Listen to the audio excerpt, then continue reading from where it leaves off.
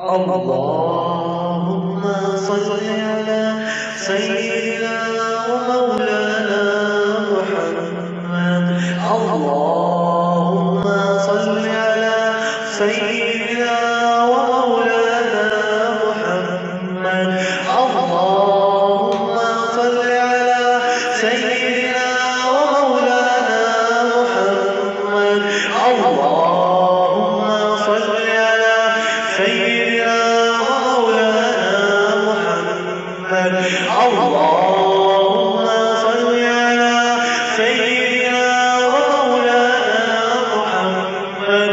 اللهم صل على سيدنا ومولانا محمد وعلى سيدنا علي وسيدنا فاطمة وسيدنا زينب وسيدنا حسن وسيدنا حسين وعلى آله وصحبه وبارك وسلم.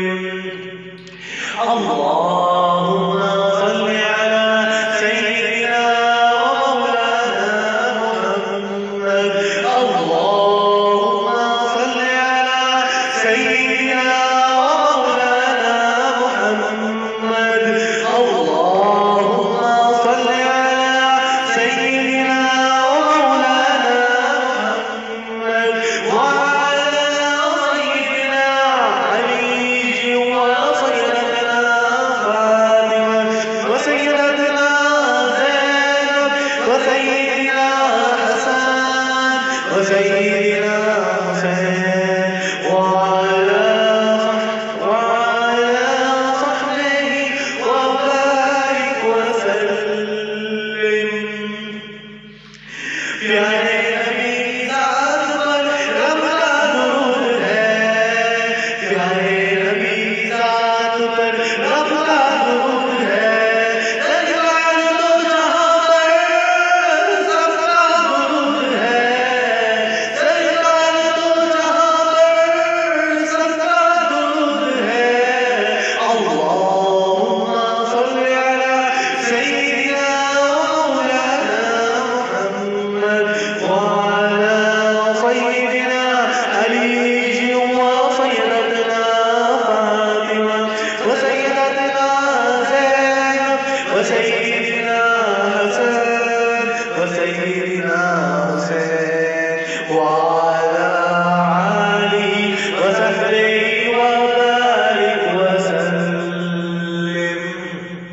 پیارے نبی ذات پر رب کا درود ہے.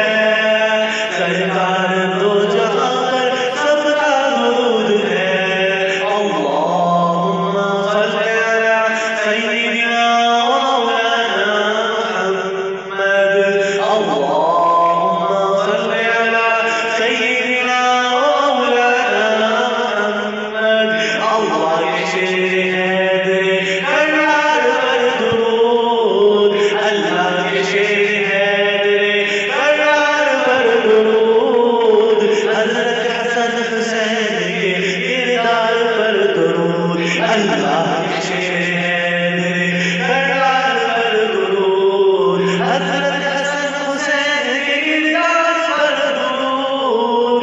اللهم صل على سيدنا ومولانا محمد وعلى سيدنا علي وسيدنا فاطمة وسيدنا زينب وسيدنا حسن وسيدنا حسين وعلى سيدنا علي وسيدنا فاطمة وسيدنا زينب وسيدنا حسن وسيدنا حسين وعلى صحبه وبارك وسلم.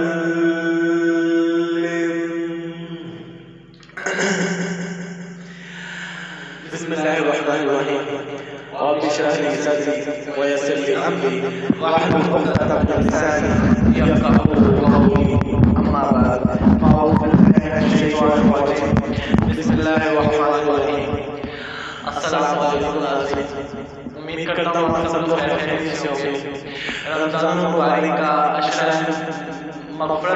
جو کہ گزر چکا تھا گزشتہ دن پہلے، اب عشرہ نجات کا وقت ہے۔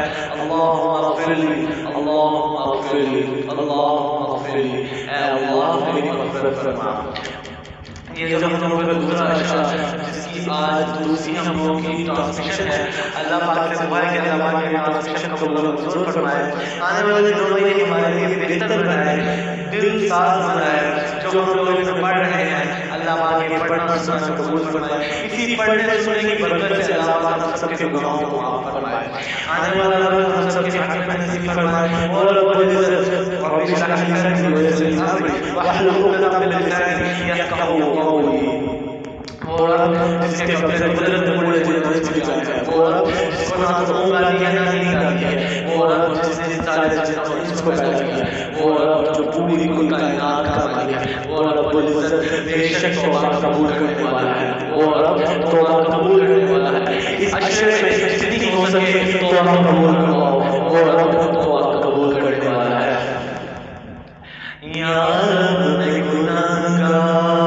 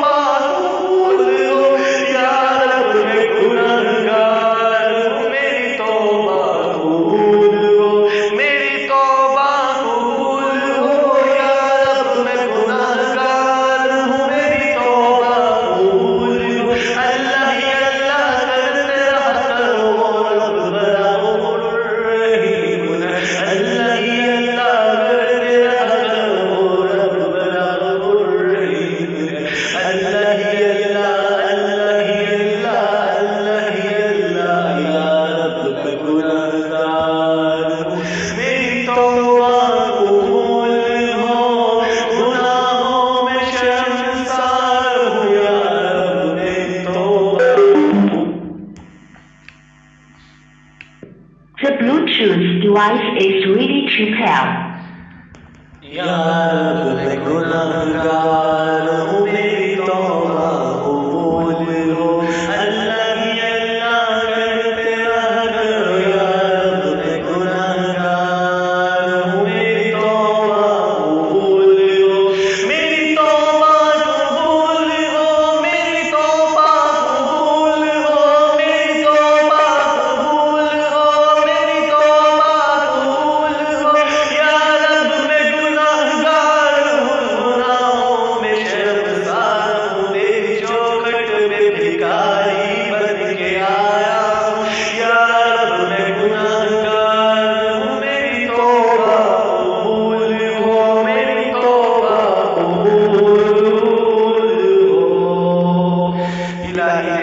جھوپڑوں پہ بھکاری بن کے آیا ہوں. رات کا یہ پہر ہے, اللہ پاک سے دعا ہے کہ جو لوگ مدینے جانا چاہتے ہیں یا اللہ پاک سب کو مدینے لے چلے. آؤ مدینے چلے, آؤ مدینے چلے, اسی مہینے چلے, یا رب میں گنہگار ہوں, مجھے مدینے بلا لے, یا رب میں گنہگار ہوں, مجھے مدینے بلا لے, یا رب میں گنہگار ہوں, مجھے ایک رستہ دکھا, یا رب میں گنہگار ہوں, مجھے ایک رستہ دکھا, اللہ ہی اللہ کرنے کی توفیق دے, یا رب میں گنہگار ہوں, یا رب میں گنہگار ہوں. اللہ ہی اللہ کرتا کرے, وہ رب جو 70 ماؤں سے زیادہ پیار کرتا ہے, وہ رب جو 70 ماؤں سے زیادہ پیار کرتا ہے, وہ رب ضرور دعا قبول کرنے والا ہے. الہی تیری چوکھٹ پہ بھکاری بن کے آیا ہوں, گناہوں سے شرمسار ہوں, وہ رب, وہ اللہ, وہ رب, وہ قرآن, وہ سب کچھ کہتا ہے, وہ اللہ بڑا غفور رحیم ہے, وہ ایک نہ ایک دن آپ کے گناہوں کو معاف کرے گا, وہ رب سب کے گناہوں کو معاف کرے گا. اللہ رب العزت ہم سب کو پڑھنا سننے کی توفیق نصیب فرمائے. جیسا کہ آج دوسری صحیح ٹرانسلیشن ہماری یہ معذرت دوسری ہم لوگوں کی نشریات اس کا باقاعدہ سے ہو چکا ہوا ہے, دوسری سات رات چل رہی ہے. اللہ پاک سے دعا ہے اللہ پاک یہ رات آپ سب کے خوشیوں, برکتوں اور رحمتوں والی بنائے. وہ رب بڑا غفور رحیم ہے. بے شک ہم سب لوگ گناہوں سے بھرے ہوئے ہیں, لیکن لیلۃ القدر انزلناہ فی لیلۃ القدر, لیلۃ القدر خیر من الف شہر, تنزل الملائکۃ والروح فیہا بإذن من کل امر, سلام ہی حتی مطلع الفجر. لیلۃ القدر کی رات فرشتے آسمانوں سے زمین پر آتے ہیں اور کہتے ہیں کہ جس نے اپنی بخشش کروانی ہے کروا دو. اللہ اکبر. لیلۃ القدر وہ رات ہے جس رات فرشتے آسمانوں سے زمین پر آتے ہیں, اور رات اس رات سب کی بخشش ہوتی ہے. اللہ پاک سے دعا ہے اللہ پاک ہم سب کو لیلۃ القدر کی توفیق دے. لیلۃ القدر کے بارے میں باقاعدہ آپ صلی اللہ علیہ وسلم کو آگاہ کیا جا چکا تھا. ایک حدیث میں آتا ہے کہ آپ صلی اللہ علیہ وسلم کو لیلۃ القدر میں دکھائی بھی جا چکی ہے, لیکن آپ صلی اللہ علیہ وسلم بتانے آ رہے ہیں لیلۃ القدر کے بارے میں تو دو لوگ آپس میں جھگڑ پڑے, جس کی وجہ سے آپ صلی اللہ علیہ وسلم کے ذہن مبارک سے وہ جو بات بتائی گئی تھی لیلۃ القدر کی اٹھا لی گئی تھی, اور آپ صلی اللہ علیہ وسلم بتایا تو آپ صلی اللہ علیہ وسلم کہ مجھے یاد نہیں کس دن کی لیلۃ القدر, تو اس لیے اس کو آخری ہجری کی 10 راتوں میں تلاش کرو. راتیں کون سی ہوتی ہیں؟ 21ویں, 23ویں, 25ویں, 27ویں, 29ویں. شیطان جو ہے وہ انسان کو بھٹکا دیتا ہے. ہمیں اپنے اعمال کو دیکھنا ہے. اللہ پاک سے دعا ہے اللہ پاک ہم سب کو پڑھنا سننے کی توفیق نصیب فرمائے. ہم آج کے اپنے ٹاپک کی طرف چلتے ہیں. جی ٹھیک ہے, بالکل ٹھیک ہے. یار وہ انہوں نے کہا کہ یہ مائک یعنی کہ بڑا مائک چھوڑ دیں, چھوٹا مائک ہم نے آپ کے کالر میں اس کی آواز اوپن کر دی ہے. یعنی کہ ان کا کہنے کا مقصد ہے کہ آپ کا چھوٹا مائک جو وہ ہم نے اوپن کر دیا ہے, آپ چھوٹے مائک کے اندر اپنے پڑھیں. تو آج کا جو ہمارا ٹاپک ہے, جیسا کہ تجلیات نبوت میں سے پہلا ٹاپک ہوتا ہے ہمارا, تو ہم اپنے تجلیات نبوت کی طرف پہلا ٹاپک کی طرف بڑھتے ہیں. انشاءاللہ امید کریں گے آپ لوگوں کو اس کی سمجھ آ رہی ہوگی. ہم لوگوں کا جو پہلا ٹاپک, جو کل والا ٹاپک تھا, وہ تو ختم ہو گیا تھا. آج ہم لوگوں نے بڑھنا ہے آپ صلی اللہ علیہ وسلم کی نبوت اور دعوت. آپ صلی اللہ علیہ وسلم کی نبوت کے بارے میں ہم لوگوں نے پڑھنا ہے, اور دعوت کے بارے میں, یعنی کہ آپ صلی اللہ علیہ وسلم پہ نبوت کے آثار اور سعادت جھلکیاں کیسے ظاہر ہوتی ہیں. جی بسم اللہ الرحمن الرحیم. شروع کرتا ہوں اللہ کا نام لے کے جو بڑا پاک ذات اور رحم کرنے والا ہے. نبوت کے آثار اور سعادت کی جھلکیاں. پیچھے کے حالات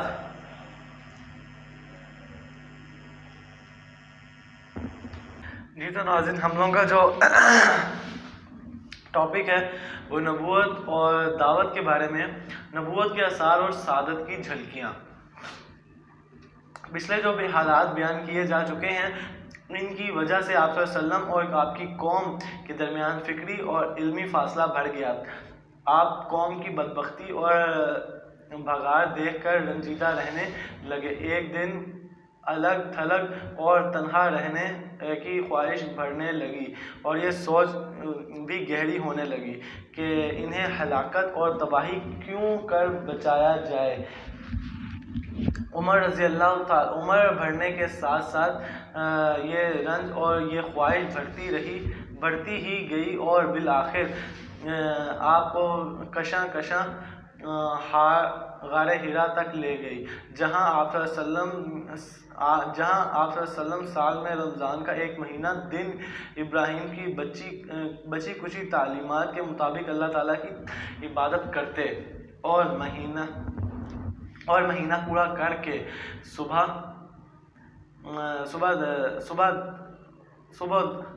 صبح مکہ تشریف لاتے اور خانہ کعبہ کا طواف کر کے گھر کی راہ لیتے۔ 3 سال تک آپ کا یہی عمل رہا۔ جب 40 سال عمر پوری ہو گئی، اور یہی سن کمال ہے۔ عموماً اس عمر میں پیغمبر بھیجے جاتے ہیں تو نبوت کی چمک دمک اور سعادت کی جھلکیاں نظر آنی شروع ہوئیں۔ چنانچہ آپ نیک خواب دیکھتے، اور جیسا دیکھتے ویسا ہی پیش آتا۔ پھر روشنی نظر آنے لگی اور آواز سنائی دینے لگی۔ آپ صلی اللہ علیہ وسلم فرماتے ہیں کہ میں مکہ میں ایک پتھر کو پہچانتا ہوں جو بعثت سے پہلے مجھے اسلام کیا کرتا تھا۔ نبوت کا آغاز، وحی کا نزول۔ پھر تیسرے سال کے رمضان میں جب آپ کی عمر 41 سال چل رہا تھا، آپ صلی اللہ علیہ وسلم غار ہرا کے اندر ذکر الہی اور عبادت میں مشغول تھے کہ یک جبرائیل علیہ السلام نازل ہوئے اور آپ کو وحی نبوت سے نوازا۔ حضرت عائشہ فرماتی ہیں کہ رسول اللہ صلی اللہ علیہ وسلم پر وحی کا آغاز نیند کے اچھے خواب سے ہوا، اور آپ جو خواب دیکھتے وہ خلوت اختیار فرماتے، اور کئی رات گھر آئے بغیر عبادت کرتے، اور اس حصے کے لیے نوشہ بھی لے جاتے۔ پھر حضرت خدیجہ رضی اللہ تعالیٰ عنہ کے پاس واپس آتے اور جیسی مدت کے لیے توشہ لے جاتے، یہاں تک کہ آپ صلی اللہ علیہ وسلم غار ہرا ہی میں تھے کہ آپ کے پاس حق آ گیا، یعنی آپ کے پاس فرشتہ آیا اور کہا پڑھو۔ آپ صلی اللہ علیہ وسلم نے کہا میں پڑھنا نہیں جانتا۔ آپ فرماتے ہیں کہ اس نے مجھے پکڑ لیا اور زور سے دبوچا، مجھے چور کر ڈالا، پھر چھوڑ کر کہا پڑھ۔ میں نے کہا میں پڑھنا نہیں جانتا۔ اس نے دوبارہ پکڑ لیا اور دبوچا اور چور کر ڈالا، پھر چھوڑ کر کہا پڑھ۔ میں نے کہا میں پڑھا ہوا نہیں ہوں۔ اس نے تیسری بار دبوچا اور کہا اقرأ بسم ربک الذی خلق خلق الانسان من علق اقرأ وربک الاکرم الذی علم بالقلم علم الانسان ما لم یعلم۔ پڑھ اپنے پروردگار کے نام سے جس نے تجھے پیدا کیا، انسان کو لوتھڑے سے پیدا کیا۔ پڑھ تیرا رب بڑا کریم ہے جس نے قلم کے ذریعے علم دیا، انسان کو وہ باتیں سکھائیں جسے وہ جانتا تھا۔ اللہ اکبر، اللہ اکبر، ماشاءاللہ۔ ان آیات کو لے کر رسول اللہ صلی اللہ علیہ وسلم واپس ہوئے۔ آپ کا دل کانپ رہا تھا کہ حضرت خدیجہ کے پاس پہنچ کر فرمایا مجھے چادر اور دو، یہاں تک کہ آپ دہشت جاتی رہی۔ پھر حضرت خدیجہ کو واقعہ سنا کر فرمایا مجھے اپنی جان کا ڈر لگتا ہے۔ انہوں نے کہا کلا وللہ ما یخزیک اللہ ابدا، اللہ کی قسم ایسا ہرگز نہیں ہو سکتا، اللہ آپ کو کبھی رسوا نہیں کرے گا۔ آپ صلح رحمی کرتے ہیں، بے سہاروں کا بوجھ اٹھاتے ہیں، خالی ہاتھ والوں کا بندوبست کرتے ہیں، مہمان کی میزبانی کرتے ہیں، اور حق کے سلسلے میں پیش آنے والے مصائب میں مدد فرماتے ہیں۔ اس کے بعد حضرت خدیجہ رضی اللہ تعالیٰ عنہ آپ کو اپنے چچیرے بھائی ورق بن نوافل کے پاس لے گئیں۔ وہ دور جاہلیت میں عیسائی ہو گئے تھے اور عبرانی لکھنا جانتے تھے، چنانچہ عبرانی میں توفیق الہی کا مطابق انجیل لکھتے تھے۔ اس وقت وہ بوڑھے اور نابینا ہو چکے تھے۔ حضرت خدیجہ رضی اللہ تعالیٰ عنہ نے ان سے کہا بھائی جان آپ اپنے بھتیجے کی بات سنیں۔ ورق نے کہا بھتیجے تم کیا کہتے ہو؟ آپ صلی اللہ علیہ وسلم نے جو کچھ دیکھا بیان کر دیا۔ ورق نے کہا یہ تو وہی ناموس وہی لانے والا فرشتہ ہے جو موسیٰ پر نازل ہوا تھا۔ کاش میں اس وقت جوان ہوتا، کاش میں اس وقت زندہ ہوتا جب آپ کی قوم آپ کو نکالے گی۔ رسول اللہ صلی اللہ علیہ وسلم نے فرمایا تو کیا میری قوم مجھے نکال دے گی؟ ورق نے کہا ہاں، کوئی ایسا آدمی نہیں جو تمہارے جیسا پیغام لایا ہو مگر اس سے دشمنی نہ کی گئی، اور اگر میں نے تمہارا وہ دن جس دن تمہاری قوم تمہیں مکہ سے نکالے گی پا لیا تو تمہاری زبردست مدد کروں گا۔ اس کے بعد ورق جلد ہی فوت ہو گیا اور روحی رک گئی۔ آغاز نبوت اور نزول وحی کی تاریخ۔ یہ نبی کریم صلی اللہ علیہ وسلم کی پہلی بار وحی اتارنے اور آپ کی نبوت شروع ہونے کا واقعہ ہے۔ یہ رمضان کے مہینے میں لیلۃ القدر کے اندر پیش آیا۔ آپ صلی اللہ علیہ وسلم کا ارشاد ہے شہر رمضان الذی انزل فیہ القرآن، رمضان کا مہینہ وہ مہینہ ہے جس میں قرآن اتارا گیا۔ نیز ارشاد ہے اِنَّا أَنزَلْنَاهُ فِي لَيْلَةِ الْقَدْرِ، ہم نے قرآن کو عزت والی زبان بنا کے بھیجا، ہم نے قرآن کو عزت والی رات میں اتارا۔ صحیح حدیث سے یہ بھی ثابت ہے کہ یہ واقعہ رات کے پچھلے پہر سوموار کی فجر طلوع ہونے سے پہلے پیش آیا۔ چونکہ لیلۃ القدر رمضان کی آخری 10 راتوں میں سے ہے، کسی طاق رات میں ہوا کرتی ہے۔ اس سال سوموار 21 رمضان کو پڑا تھا، اس لیے اس سے یہ نتیجہ نکلتا ہے کہ آپ صلی اللہ علیہ وسلم کی نبوت آپ کی پیدائش کی 41ویں سال 21 رمضان سوموار کی رات شروع ہوئی۔ اس روز اگست کی 10 تاریخ تھی اور 610 عیسوی قمری حساب سے۔ اس وقت آپ صلی اللہ علیہ وسلم کی عمر 40 سال 6 مہینے 12 دن تھی اور چشمی حساب سے 39 سال 3 مہینے 22 دن، لہٰذا آپ کی بحیثیت 40 سال چشمی کے سرائے پر ہوئی۔ وحی کی بندش اور دوبارہ نزول۔ جیسا بتایا گیا کہ غار ہیرا میں پہلی وحی اتر کر بند ہو گئی تھی، یہ بندش کئی روز تک قائم رہی۔ اس کی وجہ سے نبی کریم صلی اللہ علیہ وسلم کو سخت رنج و مال ہوا، لیکن مصلحت الہی اس میں تھی کیونکہ اس طرح خوف جاتا رہا، معاملے کی نوعیت کو سمجھنے کا موقع ملا اور دوبارہ وحی کی مشقت جھیلنے کے لیے صرف یہی نہیں کہ طبیعت آمادہ ہو گئی بلکہ ایک گونا شوق طلب بھی پیدا ہوا اور آپ صلی اللہ علیہ وسلم دوبارہ وحی آنے کا انتظار فرمانے لگے۔ ادھر گوشہ نشینی کی بقیہ مدت پوری کرنے کے لیے آپ صلی اللہ علیہ وسلم ورق کے پاس سے پلٹ کر دوبارہ غار ہیرا میں تشریف لا چکے تھے۔ پھر جب ماہ رمضان ختم ہو گیا اور آپ کی مدت اعتکاف پوری ہو گئی تو حساب عادت پہلے شوال کی صبح ہیرا سے اتر کر مکہ روانہ ہوئے۔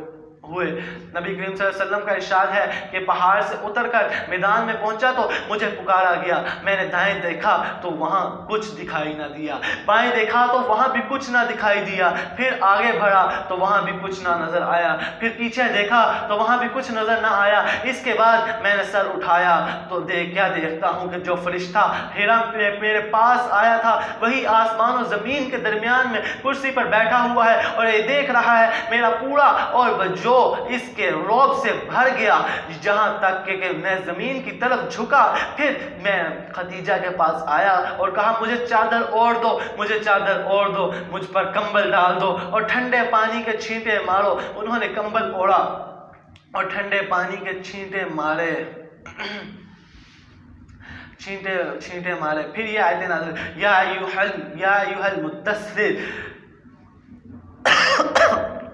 المدثر قم فإذا ربك فقبل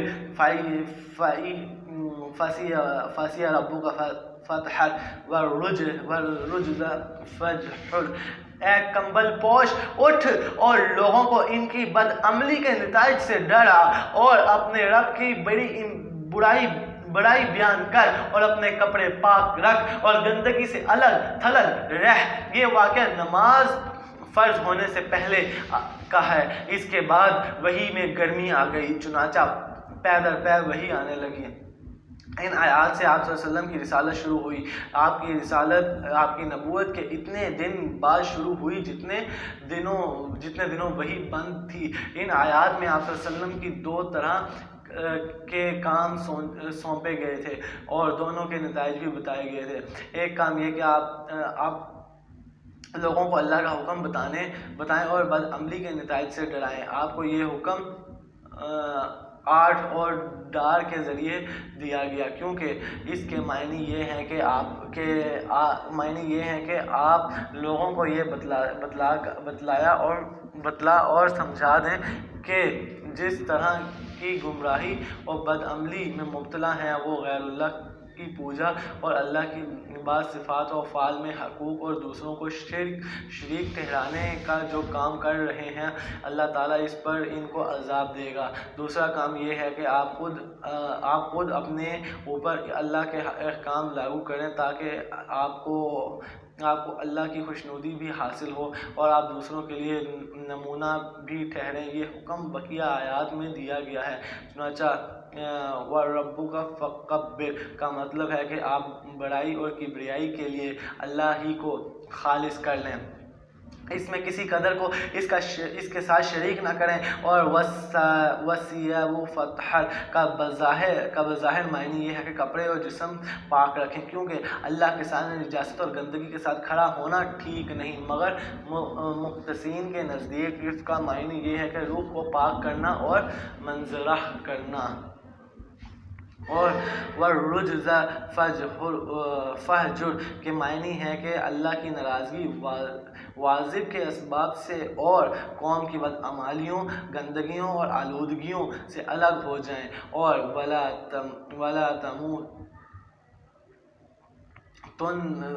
تَمْنُنْ تَسْتَكْبِرْ زیادہ چاہنے کے لیے احسان نہ کر کا مطلب یہ ہے کہ اس دن میں احسان کے بدلے کی خواہش اور امید نہ رکھیں بلکہ یہ سمجھ لیں کہ یہ مشکلات اور آزمائشوں کا راستہ ہے. لہٰذا اپنی قوم کا دین چھوڑنے اور ایک اللہ کی طرف بلانے پر تکلیف اور دشواریاں سہنے کے لیے تیار رہیں. اور وَلَا رَبِّكَ فَاصْبِرْ اپنے رب کے لیے صبر کر. تبلیغ کا آغاز. ان آیات کے اترنے کے بعد نبی کریم صلی اللہ علیہ وسلم دعوت اور تبلیغ کا کام میں لگ گئے. دعوت و تعلیم کے کام میں لگ گئے. جو کچھ ہوتا آیا تھا اس کو حق سمجھتی تھیں. اس میں اکڑ اور تکبر بھی بہت تھا. نیز وہ اپنے معاملات کے فیصلے تلوار سے کیا کرتی تھی. اس لیے اللہ نے آپ صلی اللہ علیہ وسلم کے لیے یہ راستہ چنا کہ تبلیغ کا کام خاموشی اور رازداری سے کریں اور صرف اسی کو مخاطب کریں جو بھلا، حق پسند اور قابل اطمینان ہو. اور ان میں سے سب سے پہلے اپنے گھر کنبے، قبیلے اور دوست احباب کو دعوت دیں. پہل ایمان لانے والے. اس پروگرام کے مطابق نبی کریم صلی اللہ علیہ وسلم نے دعوت و تبلیغ شروع کی تو کئی خوش قسمت لوگوں نے اسے لپک کر قبول کیا اور آپ پر ایمان لے آئے. ان میں سب سے پہلا نام حضرت خدیجہ رضی اللہ تعالیٰ عنہ کا ہے جو آپ کی بیوی ہونے کی وجہ سے آپ کے بلند اخلاق اور اعلیٰ کردار کو سب سے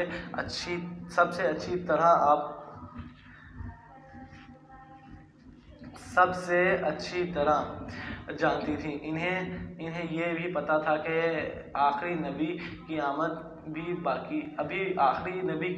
ابھی باقی ہے. وہ آپ کے تعلق سے کچھ معجزانہ حالات اور واقعات میں بھی سن چکی تھی اور آپ صلی اللہ علیہ وسلم اور نبوت اور رسالت کی جھلک بھی دیکھ چکی تھیں. ان سب پر مستزیدہ کے وقت جیسے صاحب علم بصیرت نے بتایا تھا کہ حرا میں جو فرشتہ آپ کے پاس آیا تھا وہ جبرائیل علیہ السلام تھے اور جو کچھ لائے تھے وہ وحی الہی تھی. اور سب سے آخری بات یہ ہے کہ سورہ مدثر کی ابتدائی آیات جو اتر رہی تھیں تو حضرت خدیجہ بنفس نفیس وہاں موجود تھیں. اس لیے یہ بالکل فطری بات تھی. وہ سب سے پہلے ایمان لاتی.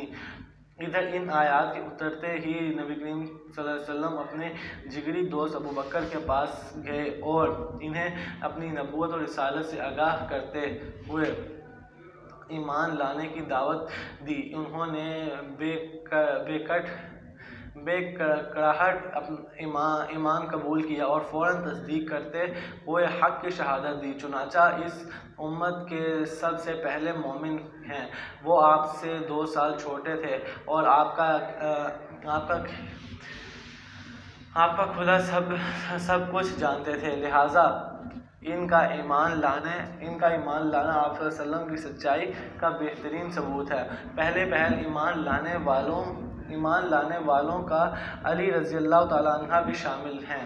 وہ نبی کریم صلی اللہ علیہ وسلم کے زیر کفالت تھے، آپ ہی کے پاس رہتے تھے اور آپ ہی ان کے کھانے پینے کا بندوبست اور ان کے دکھ دیکھ بھال کرتے تھے، کیونکہ قریش قحط سالی سے دوچار تھے اور ابو طالب کے پاس مال کم اور اولاد زیادہ تھی، لہٰذا ان کے بیٹے جعفر کو حضرت عباس پال رہے تھے اور حضرت علی کو نبی کریم صلی اللہ علیہ وسلم نے پالا تھا۔ وہ آپ کے بچوں کی طرح آپ کے یہاں رہتے تھے اور آغاز نبوت کے وقت بلوغت کے قریب پہنچ چکے تھے اور ایک قول کے مطابق ابھی 10 سال کے تھے۔ جو کچھ آپ صلی اللہ علیہ وسلم کرتے وہی وہ بھی کرتے، لہٰذا آپ نے ان کو اسلام کی دعوت دی تو وہ مسلمان ہو گئے۔ وہ اور بچوں میں سب سے پہلے مومن تھے۔ اسی طرح پہل ایمان لانے والوں میں رسول اللہ کے آزاد کردہ غلام حضرت زید بن حارث بن شرحیل قلبی تھے۔ یہ دور جاہلیت میں گرفتار کر کے بیچ دیے گئے تھے، پھر انہیں حکیم بن حزام نے خرید کر اپنی پھوپھی خدیجہ رضی اللہ تعالی عنہا کو دے دیا تھا اور حضرت خدیجہ نے انہیں رسول اللہ صلی اللہ علیہ وسلم کے حوالے کر دیا تھا۔ جب ان کے والد اور چچا کو ان کی موجودگی کا علم ہوا تو وہ رسول اللہ صلی اللہ علیہ وسلم کے پاس حاضر ہوئے اور عرض کیا کہ فدیہ لے کر چھوڑ دیں اور فدیہ لینے میں بھی احسان فرمائیں۔ آپ زید کو بلایا اور اختیار دیا، چاہے آپ کے پاس رہیں چاہے والد اور چچا کے ساتھ چلے جائیں۔ انہوں نے آپ کے ساتھ رہنا پسند کیا۔ آپ نے اسی وقت قریش میں مجمع میں جا کر اعلان فرمایا، آج سے زید میرا بیٹا ہے اور میرا وارث ہوگا اور میں اس کا وارث ہوں گا، اور اسی دن ان کو زید بن محمد کہا جانے لگا۔ والد اور چچا نے یہ منظر دیکھ کر بے ہوشی واپس چلے گئے۔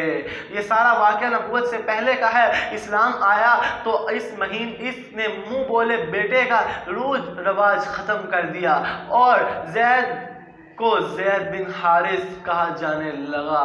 یہ چاروں حضرات اس دن ایمان لائے تھے جس دن سورہ مدثر کی ابتدائی آیات نازل ہوئی تھیں۔ کہنے والوں نے ان میں سے ہر ایک کے متعلق کہا کہ سب سے پہلے وہی ایمان لائے۔ اس کے بعد حضرت ابوبکر رضی اللہ تعالیٰ عنہ بھی تبلیغ میں سرگرم ہو گئے اور حق کے رسالت کی ادائیگی نبی کریم صلی اللہ علیہ وسلم کی دائیں بازو بن گئے۔ پھر بڑے پاک دامن پسندیدہ، نرم مزاج، شریف دریا اور دل اور معزز تھے۔ عرب کے انصاب و واقعات سب سے زیادہ جانتے تھے۔ ان کے کردار و اخلاق، جسد و ساخت، علم و فضل، لین دین اور میل جول کی خوبیاں کی وجہ سے ان کے پاس ہر قسم کے لوگ کی آمد و رفت برابر رہا کرتی تھی۔ اب جس کو وہ بلا اور بھروسہ کے لائق محسوس کرتے اسلام کی دعوت دیتے۔ اس طرح فضلاً صحابہ کی ایک جماعت نے ان کے ذریعے اسلام قبول کیا، جن میں سرفہرست عثمان بن عفان امی اور زبیر بن عوام اسدی، عبد الرحمن بن عوف ظہری، سعد بن ابی وقاص ظہری اور طلحہ بن ابی تیمی رضی اللہ تعالیٰ عنہ کے نام آتے ہیں۔ ان سب سے ابوبکر نے اسلام کی حقیقت بیان کی اور انہیں نبی کریم صلی اللہ علیہ وسلم کے پاس لے آئے تو ان سب نے اسلام قبول کر لیا۔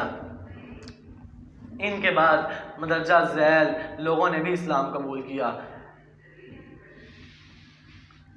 امین الامت ابو عبید عمار بن جراح، ابو سلمہ بن عبد الاسد کی بیوی ام سلمہ، ارقم بن ابی القام، عثمان بن معزز اور ان کے بھائی قدیمہ اور مظنون اور عبداللہ بن مظنون، عبیدہ بن حارث بن طل بن مطلب بن عبد المناف، سعد بن زید بن عمر و نفیل اور ان کی بیوی حضرت عمر کی بہن فاطمہ بنت خباب بن ارت، جعفر بن ابی طالب اور ان کی بیوی اسما بنت امیس، خالد بن سعد بن عاص اور ان کی بیوی امیمہ بنت خلف، پھر ان کے بھائی عمرو بن سعد بن عاص، حاتب بن حارث اور ان کی بیوی فاطمہ بنت مجل اور ان کے بھائی خطاب بن حارث اور ان کی بیوی فقیہ بنت سیار، نیز ان کا ایک اور بھائی معمار بن حارث، مطلب بن اظہار اور ان کی بیوی ریملہ بنت ابی اوف اور نیم بن عبداللہ بن نحام رضی اللہ عنہ۔ یہ سب لوگ قریشی تھے اور قریشی کی مختلف شاخوں سے تعلق رکھتے تھے۔ اس ابتدائی دور میں قریش کے علاوہ دوسرے قبائل سے جو لوگ اسلام لائے ان کے نام یہ ہیں: عبداللہ بن مسعود زحلی، مسعود بن ربیعہ قاری، عبداللہ بن حج اور ان کے بھائی ابو احمد بن جحش، صہیب بن سنان رومی، عمار بن یاسر انسی اور ان کے والد یاسر اور والدہ سمیہ اور عمار بن فہیر رضی اللہ تعالیٰ عنہ۔ اوپر ذکر کی گئی خواتین کے علاوہ جن عورتوں نے اسلام کی طرف سابقہ، ان کے نام یہ ہیں: ام امام برقہ حبشہ، جو نبی کریم صلی اللہ علیہ وسلم کے بچپن میں گود میں کھلایا کرتی تھی اور آپ کی والدہ کی لونڈی تھی۔ حضرت عباس رضی اللہ تعالیٰ عنہ کی بیوی ام الفضل لبابہ کبریہ بنت حارث حلالیہ اور سما بنت ابی بکر صدیق رضی اللہ تعالیٰ عنہما اجمعین۔ یہ لوگ، ان کے ساتھ مزید جو لوگ اسلام لائے، انہیں سابقین اولین کہا جاتا ہے۔ تلاش جستجو سے معلوم ہوتا ہے کہ جن کو قدیم اسلام یا سابقین اولین کہا جاتا ہے، ان کی تعداد تقریباً 130 تک پہنچ جاتی ہے۔ ان میں سے ہر ایک نے اسلام لانے کا وقت ٹھیک معلوم نہیں ہو سکا۔ غالباً اس میں ایک ایسے صحابہ بھی ہیں جنہوں نے کھلم کھلا اسلام کی دعوت شروع ہونے کے بعد اسلام قبول کیا۔ اہل ایمان کی عبادت و تربیت، جیسا کہ گزر چکا ہے، سورہ مدثر کے ابتدائی آیات کے بعد وہی پے در پے آتی رہی۔ کہا جاتا ہے کہ اس کے بعد سب سے پہلی سورہ جو نازل ہوئی وہ سورہ فاتحہ تھی۔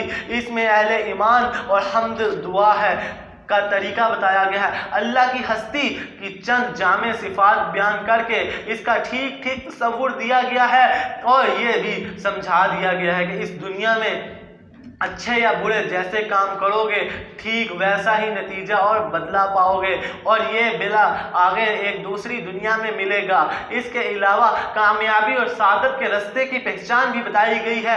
اس طرح دین حق کا سارا محاصل اس سورہ کے چند سادے بول میں آ گیا ہے اور حامد اور دعا کی شکل میں بندے کو اس کی تعلیم دی گئی۔ کہا جاتا ہے کہ رسالت شروع ہونے کے بعد سب سے پہلے جو حکم دیا گیا وہ نماز کا حکم تھا۔ حضرت جبرائیل امین نے تشریف لا کر نماز اور وضو کا طریقہ بتایا اور صبح شام 2 رکعت نماز پڑھنے کا حکم دیا۔ یوں مکمل طہارت اہل ایمان کی علامت ٹھہری۔ وضو کو نماز کی شرط قرار دیا گیا۔ سورہ فاتحہ کو نماز کی اصل اور حمد و تسبیح نماز اور اداب ظاہر قرار پائے۔ اب نماز ہی اہل ایمان کی اصل عبادت تھی جو قائم کرنی تھی، اس لیے وہ نظروں سے دور جگہوں کا انتخاب کرتے اور کبھی کبھی وادیوں میں گھاٹیوں میں بھی چلے جاتے تھے۔ اسلام کی ابتدا دنوں میں نماز کے علاوہ کسی عبادت یا عمروں نہیں کا پتہ نہیں چلتا۔ وہی آتی تھی توحید کی تو مختلف گوشوں کا بیان کرتی تھی۔ صحابہ رضی اللہ تعالی عنہ کو نفس کی صفائی کی ترغیب آئی تھی، ترغیب دیتی تھی۔ مقام اخلاق پر ابھرتی تھی، جنت و جہنم کے حالات بیان کرتی تھی اور ایسا زبردست نصیحتیں لے کر آتی تھیں، ان سے سینے کھل جاتے تھے اور روح کو غذا ملتی تھی۔ ادھر رسول اللہ صلی اللہ علیہ وسلم بھی کتاب حکمت کی تعلیم ذریعے سے صحابہ کرام رضی اللہ تعالی عنہ کو پاک و صاف کرتے تھے، انہیں دلوں کی صفائی، اخلاق کی پاکیزگی،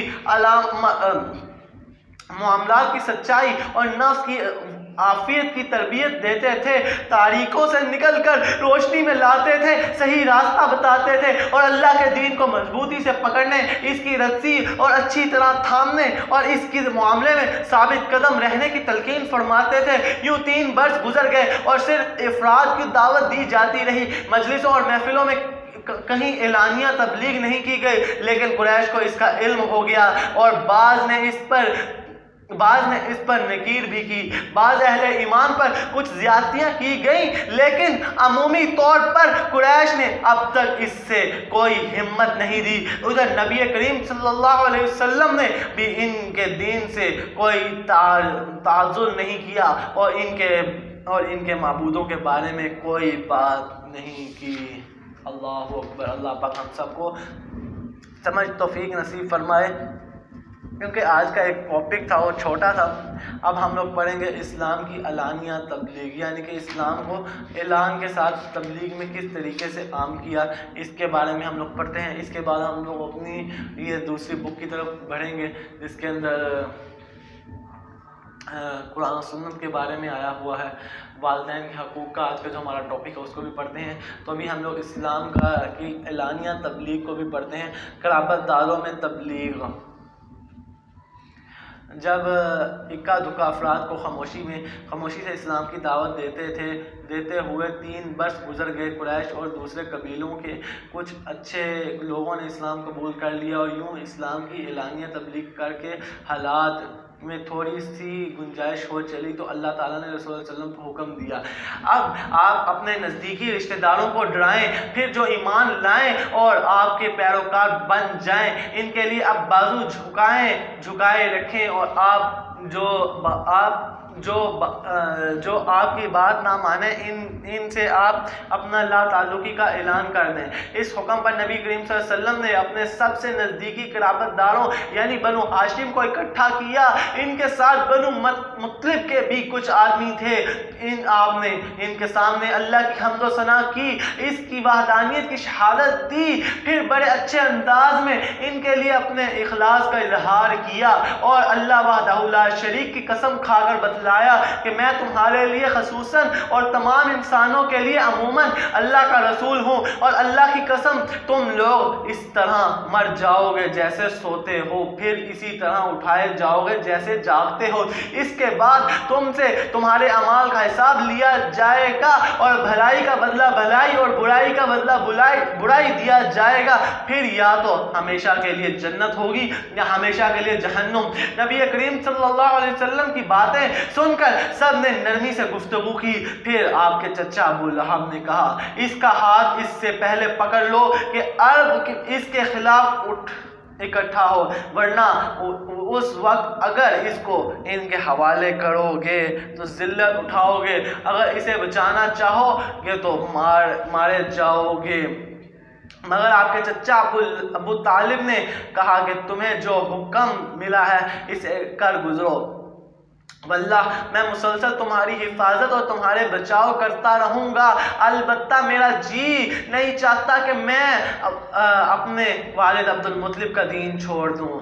صفا کی پہاڑی پر انہی دنوں اللہ نے ایک حکم اتارا کہ تمہیں جس بات کا حکم دیا جا رہا ہے اسے کھلم کھلا بیان کر دو اور مشرکوں سے منہ پھیر لو۔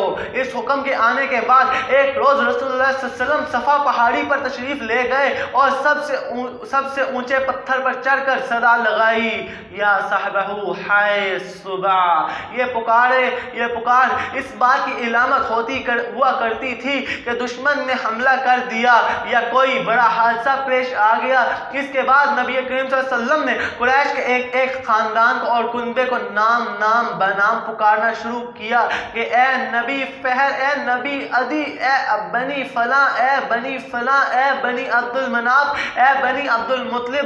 جن لوگوں نے یہ آواز سنی تو کہا یہ کون پکار رہا ہے؟ کچھ لوگوں نے بتایا کہ محمد عربی صلی اللہ علیہ وسلم پکار رہے ہیں۔ اس پر ہر طرف لوگ دوڑ پڑے، یہاں تک کہ کوئی آدمی خود نہ آ سکا تو اپنی جگہ کسی دوسرے کو بھیج دیا، یہ دیکھ کر آئے کہ کیا بات ہے۔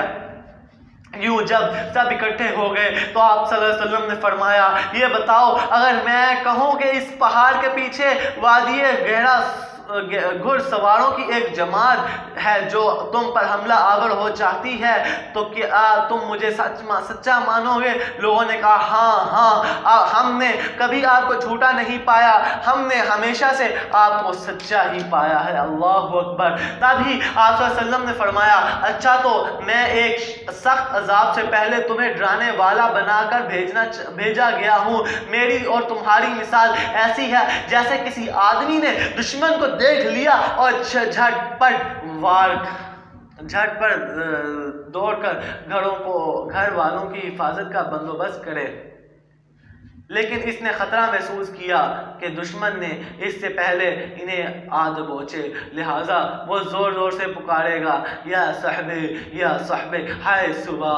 اس کے بعد نبی کریم صلی اللہ علیہ وسلم نے لوگوں کو دعوت دی کہ لا الہ الا اللہ محمد رسول اللہ صلی اللہ علیہ وسلم، اللہ کا سچا رسول دل سے اقرار کریں اور بتلائیں، یہی کلمہ دین کی کامیابی اور آخرت کی نجات کا ذریعہ ہے، اور سمجھایا کہ اگر وہ اسے شرک پر جمے رہیں اور آپ کی لائی ہوئی باتوں پر ایمان نہ لائیں تو اللہ کا عذاب انہیں اپنے گرفت میں لے لے گا۔ آپ رسول ہونے کے باوجود انہیں یہ عذاب انہیں اپنی گرفت میں لے لے گا، اور آپ رسول ہونے کے باوجود انہیں نہ عذاب سے بچا سکیں گے نہ اللہ سے چھڑا سکیں گے۔ آپ نے یہ ڈرا اور عام لوگوں کو بھی سنایا، خاص لوگوں کو بھی چنانچہ فرمایا اے قریش کے لوگوں، جہنم کے بدلے میں اللہ سے اپنی جانوں کا سود کر لوں، کیونکہ میں تمہارے نفع و نقصان کا مالک نہیں اور نہ تمہیں اللہ سے بچانے کے لیے کچھ کام آ سکتا ہوں۔ اے بنی قعب بن لوئی، اپنے آپ کو جہنم سے بچاؤ کیونکہ میں تمہارے نفع و نقصان کا مالک نہیں۔ اے بنی مروہ بن قعب، اپنے آپ کو جہنم سے بچا لو۔ اے بنی قسی، اپنے آپ کو جہنم سے بچا لو، میں تمہارے نفع و نقصان کا مالک نہیں ہوں۔ اے بنی عبد الشمس، اپنے آپ کو جہنم سے بچا لو۔ اے بنی عبد المناف، اپنے آپ کو جہنم سے بچا لو کیونکہ میں تمہارے نفع و نقصان کا مالک نہیں ہوں۔ اے بنی ہاشم، اپنے آپ کو جہنم سے بچاؤ۔ اے بنی عبد المطلب، اپنے آپ کو جہنم سے بچا لو کیونکہ میں تمہارے نفع نقصان کا مالک نہیں ہوں، اور تمہیں اللہ کے بالکل نہیں بچا اور اللہ تم سے بالکل نہیں بچا سکتا۔ میرے مال سے جتنا چاہو مانگ لو، مگر میں تمہیں اللہ سے بچانے کے لیے کوئی اختیار نہیں رکھتا۔ اے عباس، میں عبد المطلب، میں اللہ سے بچانے کے لیے تمہارے بھی کچھ کام نہیں آ سکتا۔ اے رسول اللہ کی پھوپھی صفیہ بنت عبد المطلب، میں اللہ سے بچانے کے لیے تمہارے بھی کچھ کام نہیں آ سکتا۔ اللہ اکبر، اللہ اکبر۔ اے رسول اللہ کی بیٹی فاطمہ، جو مال چاہو مانگ لو مگر اپنے آپ کو جہنم سے بچاؤ، میں تمہیں بھی اللہ سے بچانے کے لیے کچھ کام نہیں آ سکتا۔ ہاں، تم لوگوں سے نسبت قرابت کا تعلق ہے جس اس کی اتاری کے مطابق رکھوں گا، یعنی حق رشتہ داری نبھاؤں گا۔ اس ڈراوے کے بعد لوگ ادھر ادھر بکھر گئے اور ایسا کوئی بیان نہیں ملتا کہ فوری طور پر لوگوں نے کسی قسم کی مخالفت یا تائید کی ہو۔ البتہ ابو لہب بدسلوک سے پیش آیا، اس نے کہا کہ تو سارے دن غارت ہو، تو نے اس لیے ہم کو اکٹھا کیا تھا۔ اس جواب میں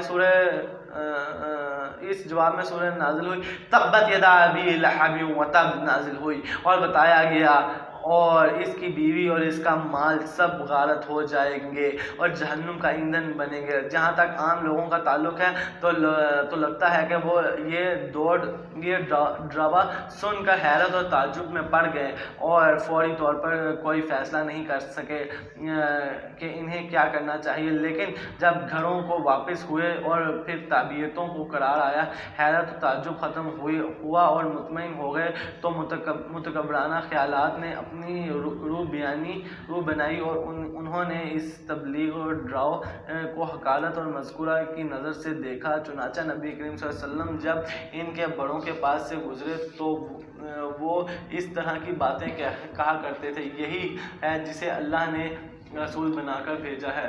ابو قبشہ کا یہ لڑکا آسمان سے مخاطب کیا جاتا ہے۔ ابو قبشہ بن صلی اللہ علیہ وسلم کے ننہالی نسل میں پڑتا ہے۔ اس نے قریش کا دین چھوڑ کر نصرانیتی اختیار کر لی تھی، اس لیے جب نبی کریم صلی اللہ علیہ وسلم نے اس سے الگ دین کا اعلان کیا تو انہوں نے آپ صلی اللہ علیہ وسلم کو تحریکاً اور طینہ زنی اور نیت سے ابو قابشہ کی طرف منسوب کیا اور اس کی مثل قرار دیا۔ بہرحال نبی کریم صلی اللہ علیہ وسلم اپنی تبلیغ میں لگے رہے اور مجموعوں اور محفلوں میں اس کا اظہار شروع کر دیا۔ آپ کتاب اللہ کی آیتیں پڑھتے اور پچھلے رسولوں نے جو پیغام سنایا تھا وہی پیغام سناتے کہ یا قوم اعبدوا اللہ ما لکم من الہ غیرہ، اے میری قوم کے لوگوں، اللہ کی عبادت کرو، اس کے سوا تمہارا کوئی معبود نہیں۔ اس کے ساتھ ہی آپ نے لوگوں کی آنکھوں کے سامنے کھلم کھلا اللہ کی عبادت شروع کر دی۔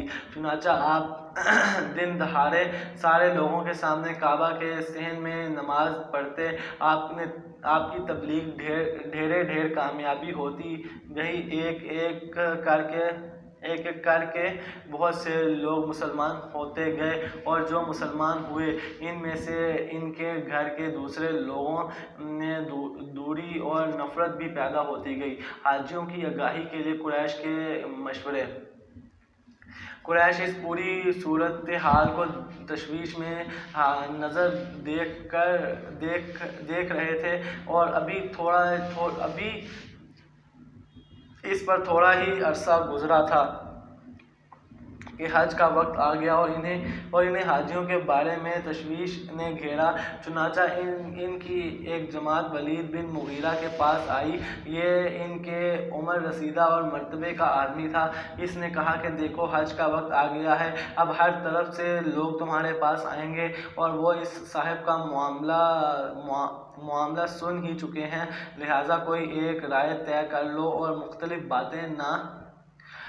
باتیں نہ کہنا، ورنہ ایک دوسرے کو جھٹلا بیٹھو گے۔ لوگوں نے کہا کہ آپ کہیں اور ہمارے لیے کوئی رائے طے کر دیں۔ اس نے کہا کہ نہیں، اب نہیں، بلکہ تم لوگ کہو، میں سنوں گا۔ لوگوں نے کہا اچھا تو ہم کہیں گے۔ وہ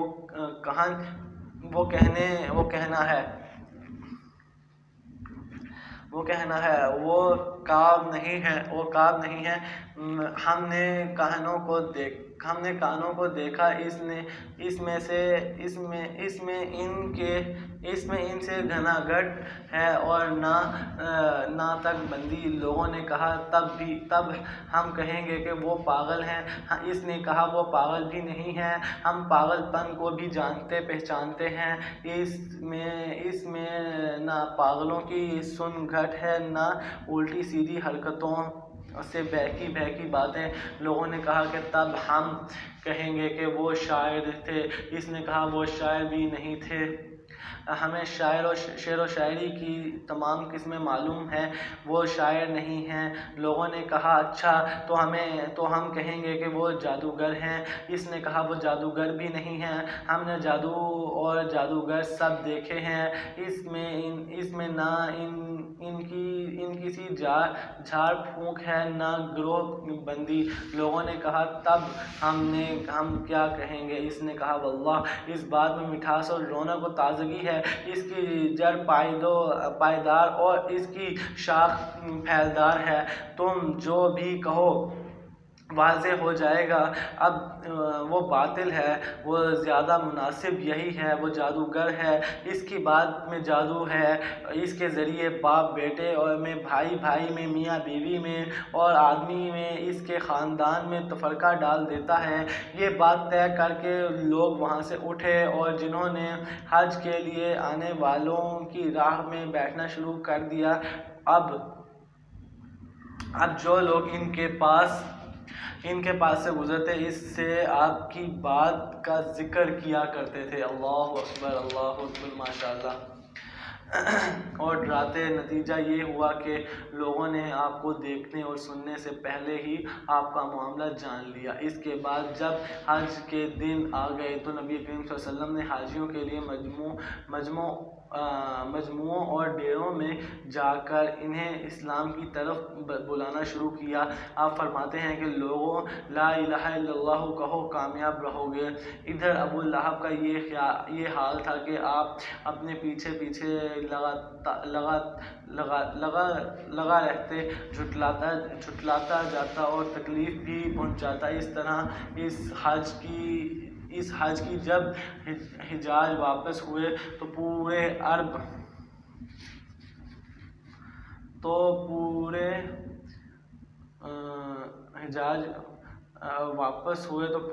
میں نبی کریم صلی اللہ علیہ وسلم کا چرچا پھیل گیا۔ اللہ اکبر، اللہ اکبر۔ مختلف قبیلے کی تدبیریں، یعنی کہ ہمارا ایک ٹاپک، 2 ٹاپک ختم ہو گئے ہیں، تو ہمارا تیسرا ٹاپک ہے مقابلے میں مختلف تدبیریں، یعنی کہ حج کے مقابلے میں مختلف تدبیریں جو روڑے اٹکائے جاتے ہیں اس کے بارے میں ہم پڑھیں گے۔ جتنا پڑھ سکیں ہم لوگ اس کو پڑھ کے اپنی جو اگلی ہماری نشست ہے ہم اس کی طرف بڑھیں گے۔ اگلا جو ہمارا ٹاپک ہے یہ کافی بڑا ہے، مقابلے میں تدبیریں۔ اس کو دیکھ لیتے ہیں کہ یہ بیک سے کتنا بڑا ہے۔ مقابلے سے تدبیریں،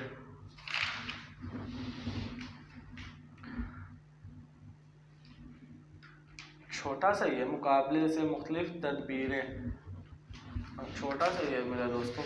اس کو بھی ہم ابھی مکمل کر لیتے ہیں۔ ہاں، یہ مکمل ہو جائے گا، اس کے بعد ہم لوگ اس کی طرف بڑھتے ہیں۔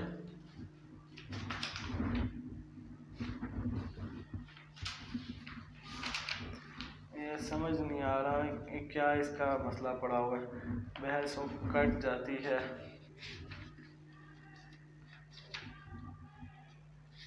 رسول اللہ صلی اللہ علیہ وسلم کے ساتھ مشرکین کا رویہ، ٹھیک ہے، وہ تھوڑا سا ایک ٹاپک تھا جو کافی حد تک پھیل رہا ہے، لیکن ہم لوگ اس کو تھوڑا سا ہی پڑھیں گے کیونکہ ہم لوگوں کے پاس ابھی وقت ہے، تو ہم لوگ اس کو تھوڑا سا مختصر سا پڑھ کے پھر ہم لوگ اگلے چلتے ہیں۔ مقابلے کی مختلف تدبیریں۔ حج کے بعد جب قریش اپنے گھروں کو واپس آ کر مطمئن ہو چکے تو انہوں نے اس مسئلے کے مکمل حل کی طرف توجہ دی اور غور و فکر اور باہمی رائے مشورے سے کئی تدبیریں طے کی جن کے متعلق اندازہ تھا کہ اس سے اسلامی دعوت کا کام تمام کیا جا سکتا ہے۔ یہ تدبیریں مختصراً یہ ہیں کہ ہنسی اڑانا اور تحریک اعتراض کی روشن اپنانا۔ اس کا مقصد یہ تھا کہ رسول اللہ صلی اللہ علیہ وسلم اور مسلمانوں کے حوصلے ٹوٹ جائیں، چنانچہ وہ آپ صلی اللہ علیہ وسلم کے بارے میں یہ کہتے تھے، اس پر جادو کر دیا گیا ہے، شاعر ہے، پاگل ہے، کہن ہے، اس کے پاس شیطان آتا ہے، جادوگر ہے، جھوٹا ہے، گھر گھرانتا ہے، بنیاوٹی ہے، وغیرہ وغیرہ۔ اور جب آپ کو آتے جاتے دیکھتے تو غصے اور انتقام کی نظریں سے یوں دیکھتے گویا کھا جائیں گے۔ حقارت آمیز لہجے میں کہتے ہیں، یہی ہے جو تمہارے خداؤں پر انگلی اٹھاتا ہے۔ کمزور صحابہ کو دیکھتے تو کہتے ہیں، یہ لو تمہارے پاس زمین کے بادشاہ آ گئے، ارے یہی ہے جن پر اللہ نے ہم سب کو چھوڑ کر احسان کر دیا ہے۔ اس کا نقشہ اللہ نے یوں کھینچا ہے کہ مجرم ایمان لانے والے کی ہنسی اڑاتے تھے اور جب اس کے پاس سے گزرتے تو آنکھیں مارتے تھے اور جب اپنے گھروں کو پلٹتے تو مزے لیتے ہوئے پلٹتے تھے اور جب انہیں دیکھتے تو کہتے ہیں کہ یہی لوگ گمراہ ہیں، حالانکہ انہیں ان کا نگراں بنا کر انہیں بھیجا گیا تھا۔ مشرکین نے اس ہنسی مذاق ٹھٹھا اور طعنہ زنی کی اتنی کثرت سے کہ خود نبی کریم صلی اللہ علیہ وسلم کی طبیعت اس سے متاثر ہوئی، جیسا کہ ارشاد باری تعالیٰ ہے وَلَقَدْ نَعْلَمُ أَنَّكَ يُضِيقُ صَدْرُكَ بِمَا يَقُولُونَ۔ ہمیں معلوم ہے کہ ان کی باتوں سے آپ کا سینہ تنگ ہو رہا ہے۔ پھر بتایا کہ اس کا اثر کیسے جائے گا اور ثابت قدمی کیسے آئے گی، چنانچہ فرمایا گیا فَسَبِّحْ بِحَمْدِ رَبِّكَ وَكُن مِّنَ السَّاجِدِينَ وَاعْبُدُوا اللَّهَ رَبَّكُمْ حَتَّى يُؤْتِيكَ یقین۔ تم اپنے پروردگار کی حمد کے ساتھ اس کی تسبیح کرو اور سجدہ کرنے میں سے ہو جاؤ اور اپنے رب کی عبادت کرتے رہو یہاں تک کہ موت آ جائے، اس سے پہلے کہ آپ کو تسلی بھی دی جائے۔ ان طائفۃ المتحزین الذین یجعلون مع اللہ الہا آخر فسوف یعلمون، کہ ہم آپ سے استحاضہ کرنے والوں کا کافی ہے جو اللہ کے ساتھ دوسروں کو معبود ٹھہراتے ہیں، انہیں بہت جلد نتیجہ معلوم ہو جائے گا۔ آپ کو یہ بھی بتایا گیا کہ ان حرکت کے لیے باعث و وبال ہوگی، چنانچہ فرمایا کہ آپ سے پہلے بھی رسولوں کے ساتھ استحاضہ کیا جا چکا ہے، جس کا نتیجہ یہ رہا کہ خود ان کا مذاق اڑانے والوں کے لیے ان سے استحاضہ گھیر لیا گیا۔ لوگوں نے آپ صلی اللہ علیہ وسلم کی بات سننے سے روکنا، چنانچہ انہوں نے طے کیا تھا کہ جب نبی کریم صلی اللہ علیہ وسلم کو دیکھو کہ لوگوں کے درمیان دعوت اور تبلیغ کو اٹھانا چاہتے ہیں تو خوب شور مچاؤ اور لوگوں کو وہاں سے بھگا دو تاکہ انہیں اپنی بات بیان کرنے کا موقع ہی نہ مل سکے۔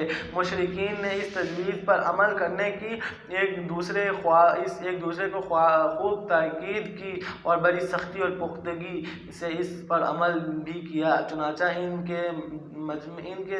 کے مجمع عام بھی نبی صلی اللہ علیہ وسلم کو تلاوت قرآن کا جو پہلا موقع مل سکا وہ نبوت کا 5واں برس رمضان کے مہینے میں ملا۔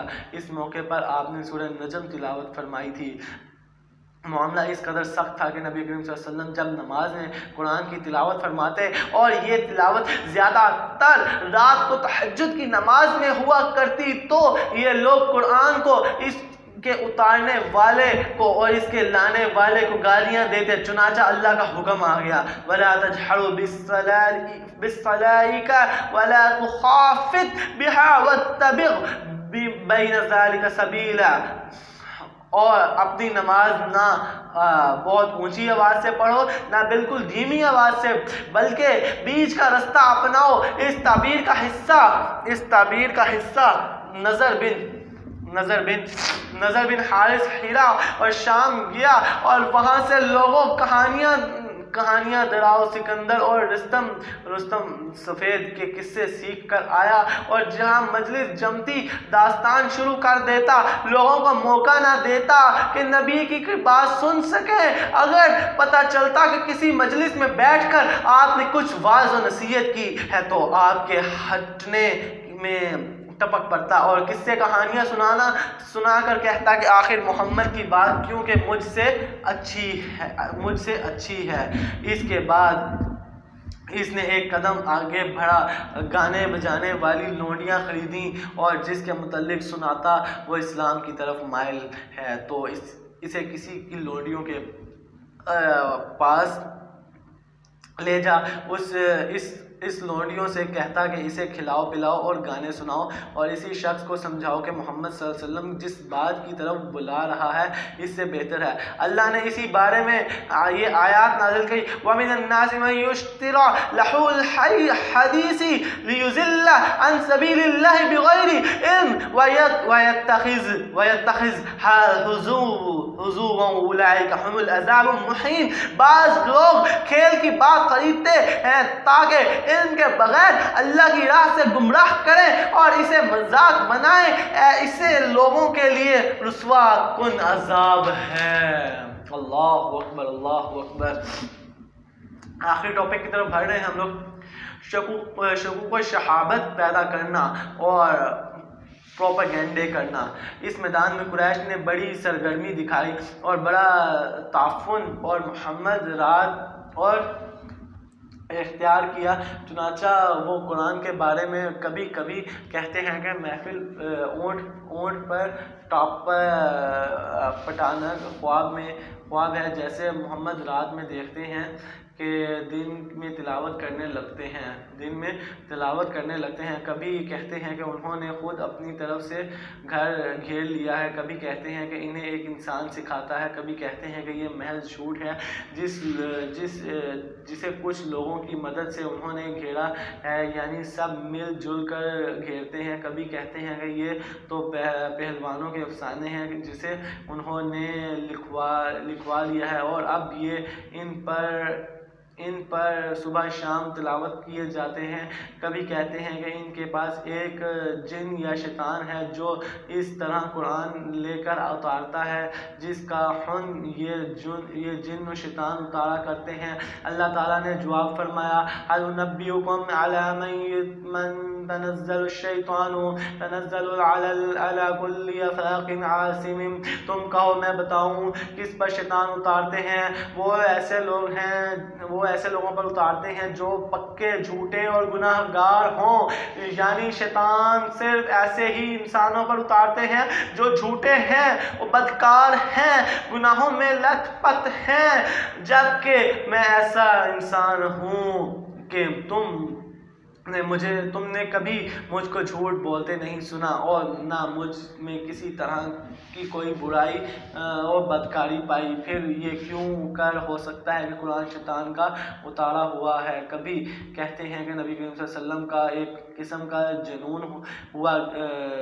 का जुनून हो गया है, जिसके असर से वो अजीबो गरीब किस्म के मुआफ़ी मतलब सोचते हैं और इन्हें निहायत उम्दा किस्म के अल्फाज में ढाल देते हैं। वो जैसे अशार ढाला करते हैं, लिहाजा वो शायर और इसका कलाम शायर है। अल्लाह ने इसके जवाब में फरमाया, यत्तबिउहुमुल गावून अलम तरा अन्नहुम फी कुल्लि वादी यहमून व अन्नहुम यक़ूलून मा ला यफ़अलून। शुअरा की पैरवी बहके हुए लोग करते हैं, तुम देखते नहीं कि वो हर मैदान में भटके फिरते हैं और ऐसी बातें करते हैं जिन्हें करते नहीं। मतलब ये है कि तीन बातें शुअरा की खसूसियत में दाखिल हैं और इनमें से कोई बात नबी करीम सल्लल्लाहु अलैहि वसल्लम में नहीं पाई जाती। चुनाचा जो लोगों वसल्लम के पैरोकार हैं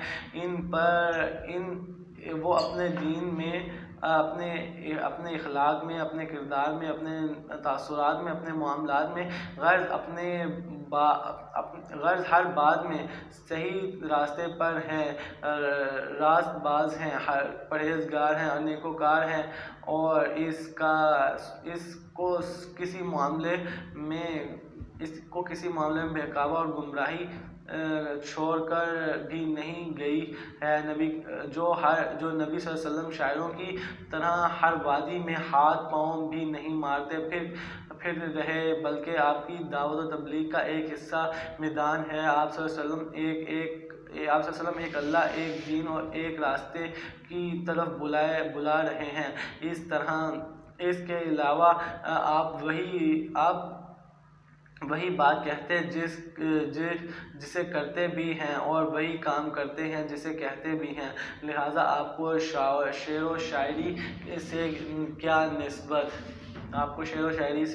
نسبت، وہ شعر و شاعری آپ سے کیا نسبت ہے؟ اللہ اکبر۔ اللہ تبارک و تعالی ہم سب کو توفیق نصیب فرمائے۔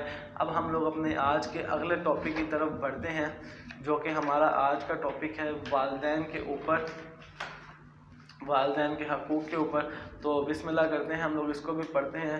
یہ چھوٹا سا ٹاپک ہوگا کیونکہ وقت بہت ہو چکا ہوا ہے، لیکن تاخیراتوں میں جتنا ہو سکے جاگنا چاہیے، اللہ پاک کے ارد گرد سجدے کرنے چاہیے۔ تو یعنی کہ ہمیں کل کا جو ہمارا ٹاپک تھا وہ توبہ کا ٹاپک تھا، تو آج ہم لوگوں کا جو ٹاپک ہے وہ والدین کے حقوق کے بارے میں ہے۔ انشاءاللہ ہم اسے بھی پڑھتے ہیں۔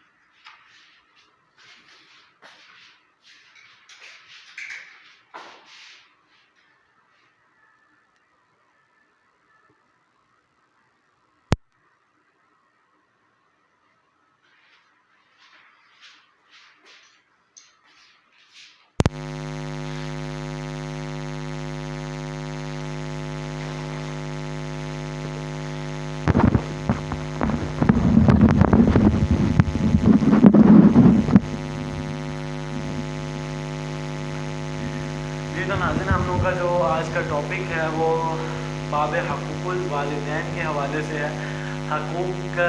والدین کے حقوق کیا ہیں، یعنی کہ اس کو ہم لوگ پڑھتے ہیں۔ یہ ایک چھوٹا سا ہی ٹاپک ہے، ٹھیک ہے، اس کو ہم لوگ جتنا ہو سکے مختصر سا بیان کر کے اس کے اندر سے ہم لوگ آج اجازت چاہیں گے، کیونکہ مجھے نظر آ رہا ہے کہ یہ ٹاپک جو ہے وہ کافی لمبا ہے، بحث و مباحثے والا ہے، لیکن ہم اس کو مختصر سا کر کے چھوٹا سا پڑھیں گے۔ ٹھیک ہو گیا؟ جی بالکل، ہم اس کو تھوڑا سا ہی پڑھیں گے، جتنا ہو سکا پڑھتے ہیں۔ اللہ پاک سے دعا ہے اللہ پاک ہم سب کی حامی اور ناصر رہے، اللہ پاک ہم سب کی کاموں میں برکت دے، رحمت دے، آنے والا وقت ہم سب کے حق میں نصیب فرمائے۔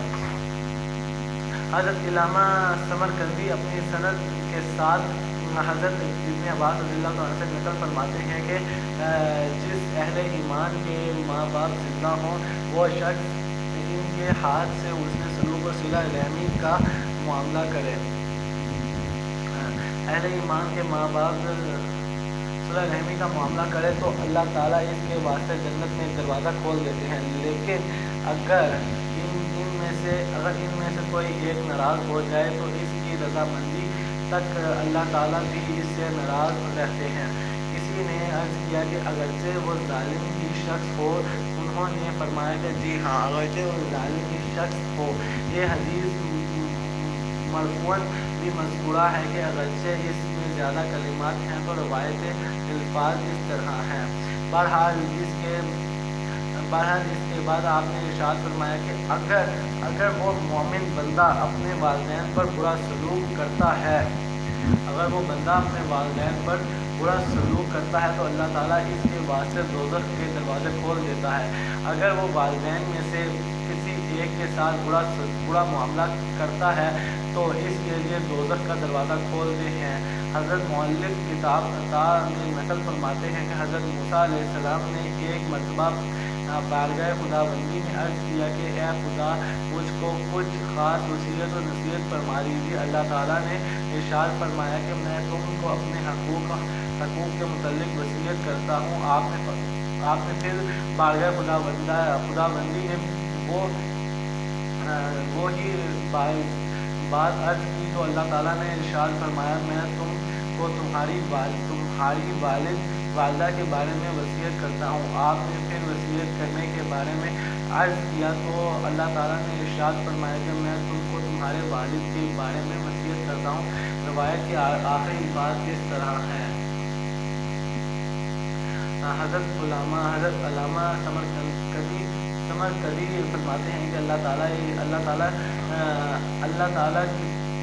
اپنی کتاب میں والدین کے حقوق اور اللہ تعالیٰ کے احترام کے بارے میں بالفرض اگر تاکید نہ بھی بیان فرماتے تو کلمی اعتبار سے بھی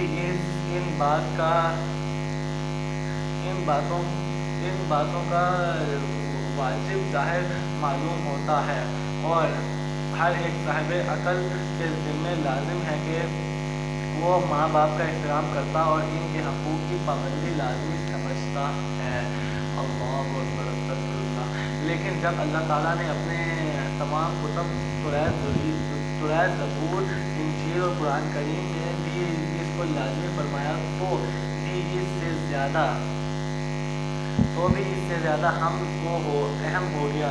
اللہ تعالیٰ نے تمام آسمانی کتب میں یہ حکم ارشاد فرمایا اور تمام انبیاء علیہ السلام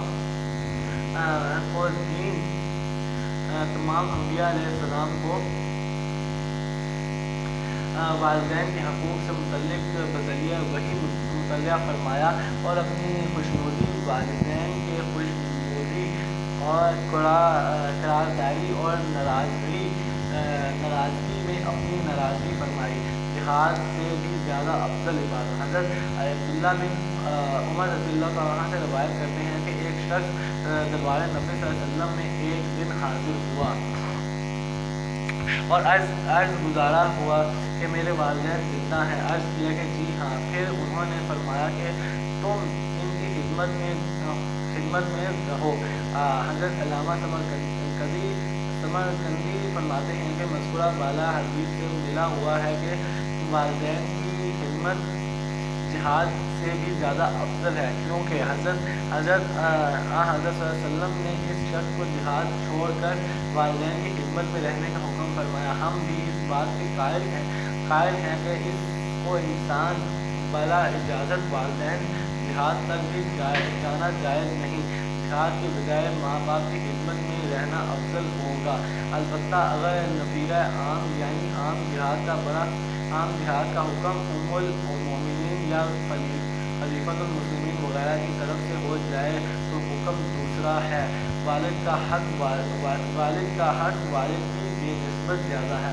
حضرت زبیر بن حکیم اپنے والد ماجد سے نقل کرتے ہیں کہ میں نے ایک دن خدمت نبی میں عرض کیا کہ یا رسول اللہ، میں کس کے ساتھ صلح رحمی کروں؟ آپ صلی اللہ علیہ وسلم نے ارشاد فرمایا کہ اگر اللہ تعالیٰ کے علم میں والدین کی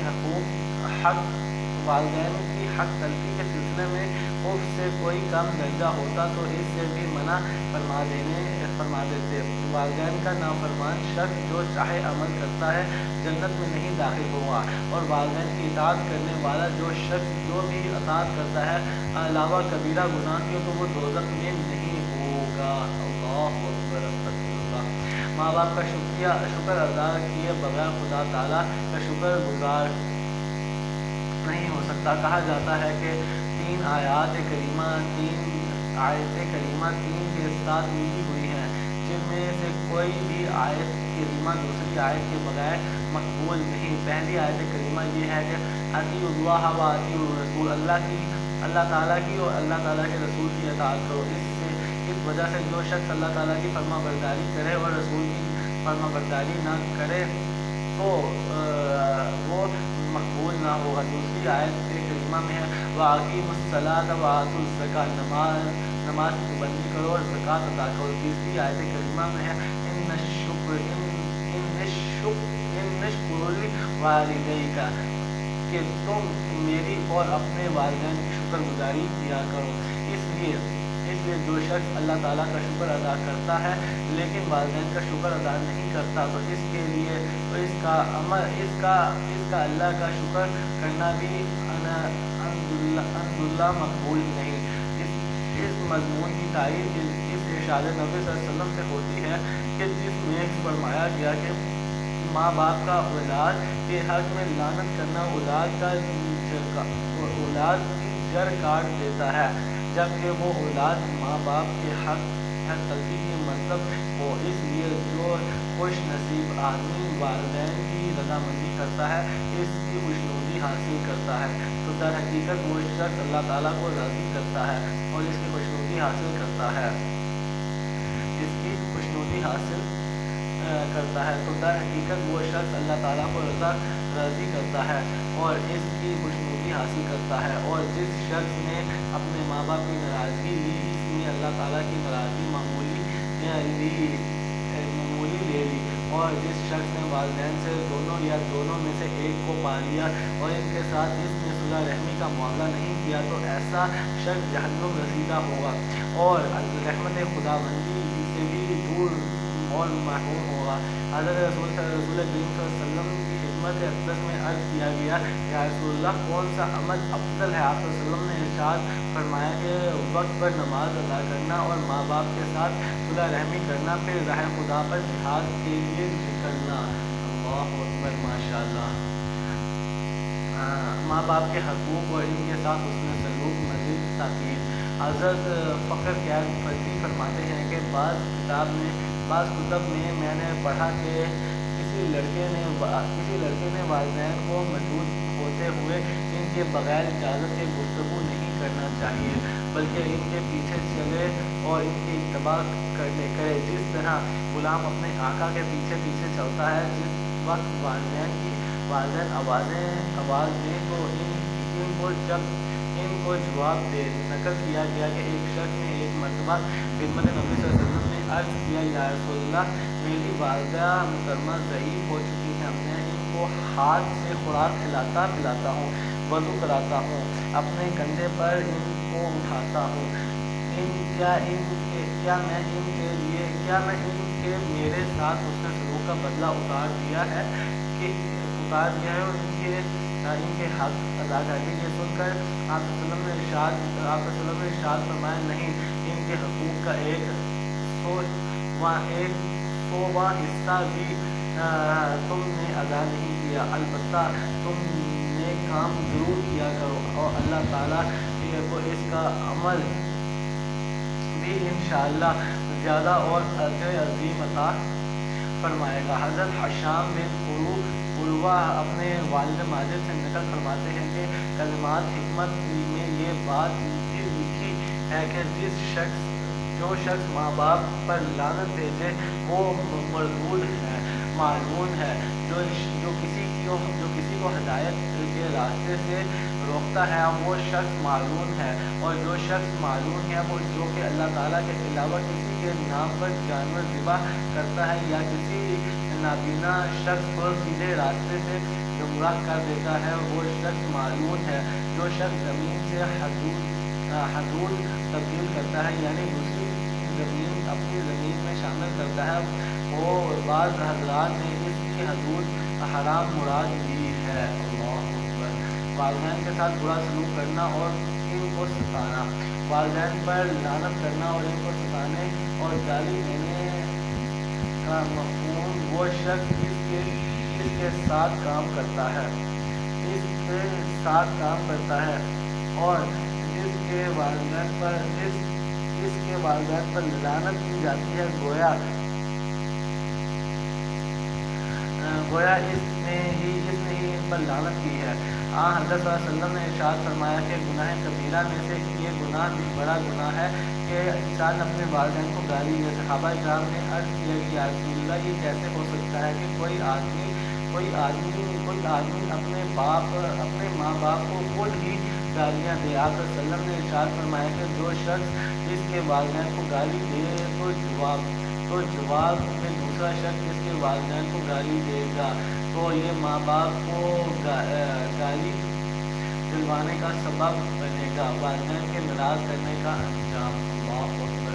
حضرت انس بن مالک رضی اللہ عنہ سے نقل فرماتے ہیں کہ دورہ نبی صلی اللہ علیہ وسلم میں عقلمہ نامی ایک نوجوان شخص تھا جو کہ سخت محنت کش تھا اور خوب صدقہ خیرات کرتا تھا، اور ایک مرتبہ سخت بیمار پڑ گیا۔ اس کی بیوی نے حضرت رسول اللہ صلی اللہ علیہ وسلم کی خدمت اقدس میں اطلاع کرائی کہ میرا شوہر سخت مریض اور عالم نزاع میں ہے، اس وجہ سے آپ کو مطلع کر رہی ہوں۔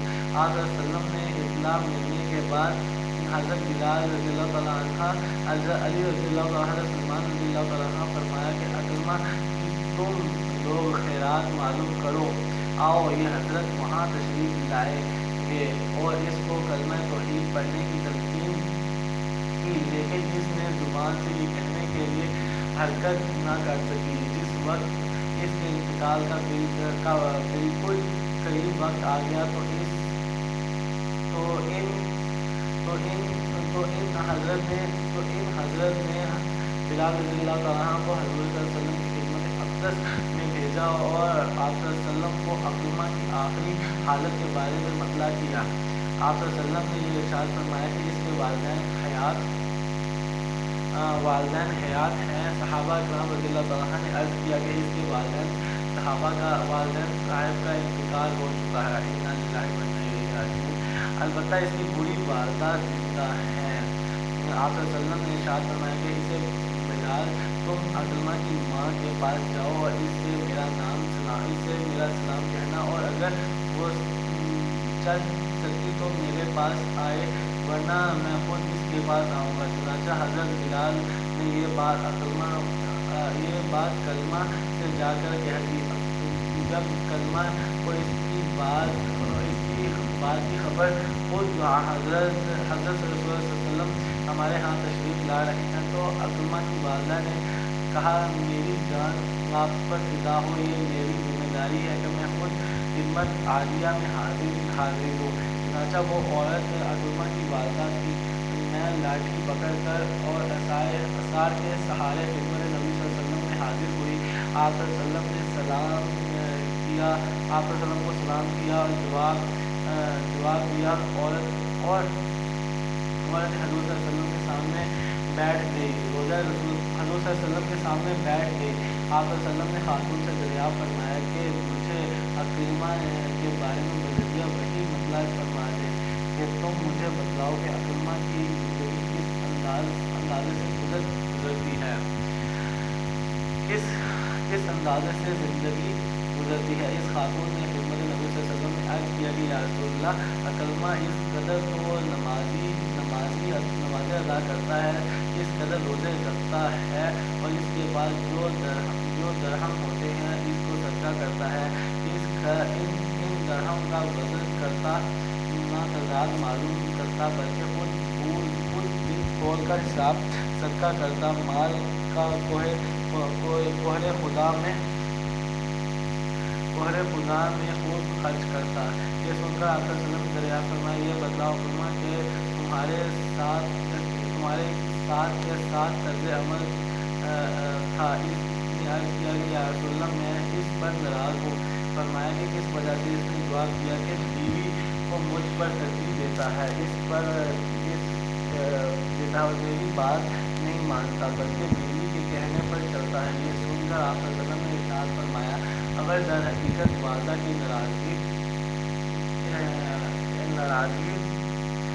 ناراضگی نے عکرمہ کی زبان کو بند کر رکھا ہے، اس وجہ سے وہ کلمہ لا الہ الا اللہ ادا کرنے سے قاصر ہے۔ اس کے بعد حضرت بلال رضی اللہ تعالیٰ عنہ صلی اللہ علیہ وسلم نے ارشاد فرمایا کہ تم بہت ساری لکڑیاں لے کر آؤ تاکہ عکرمہ کو آگ میں جلا دوں۔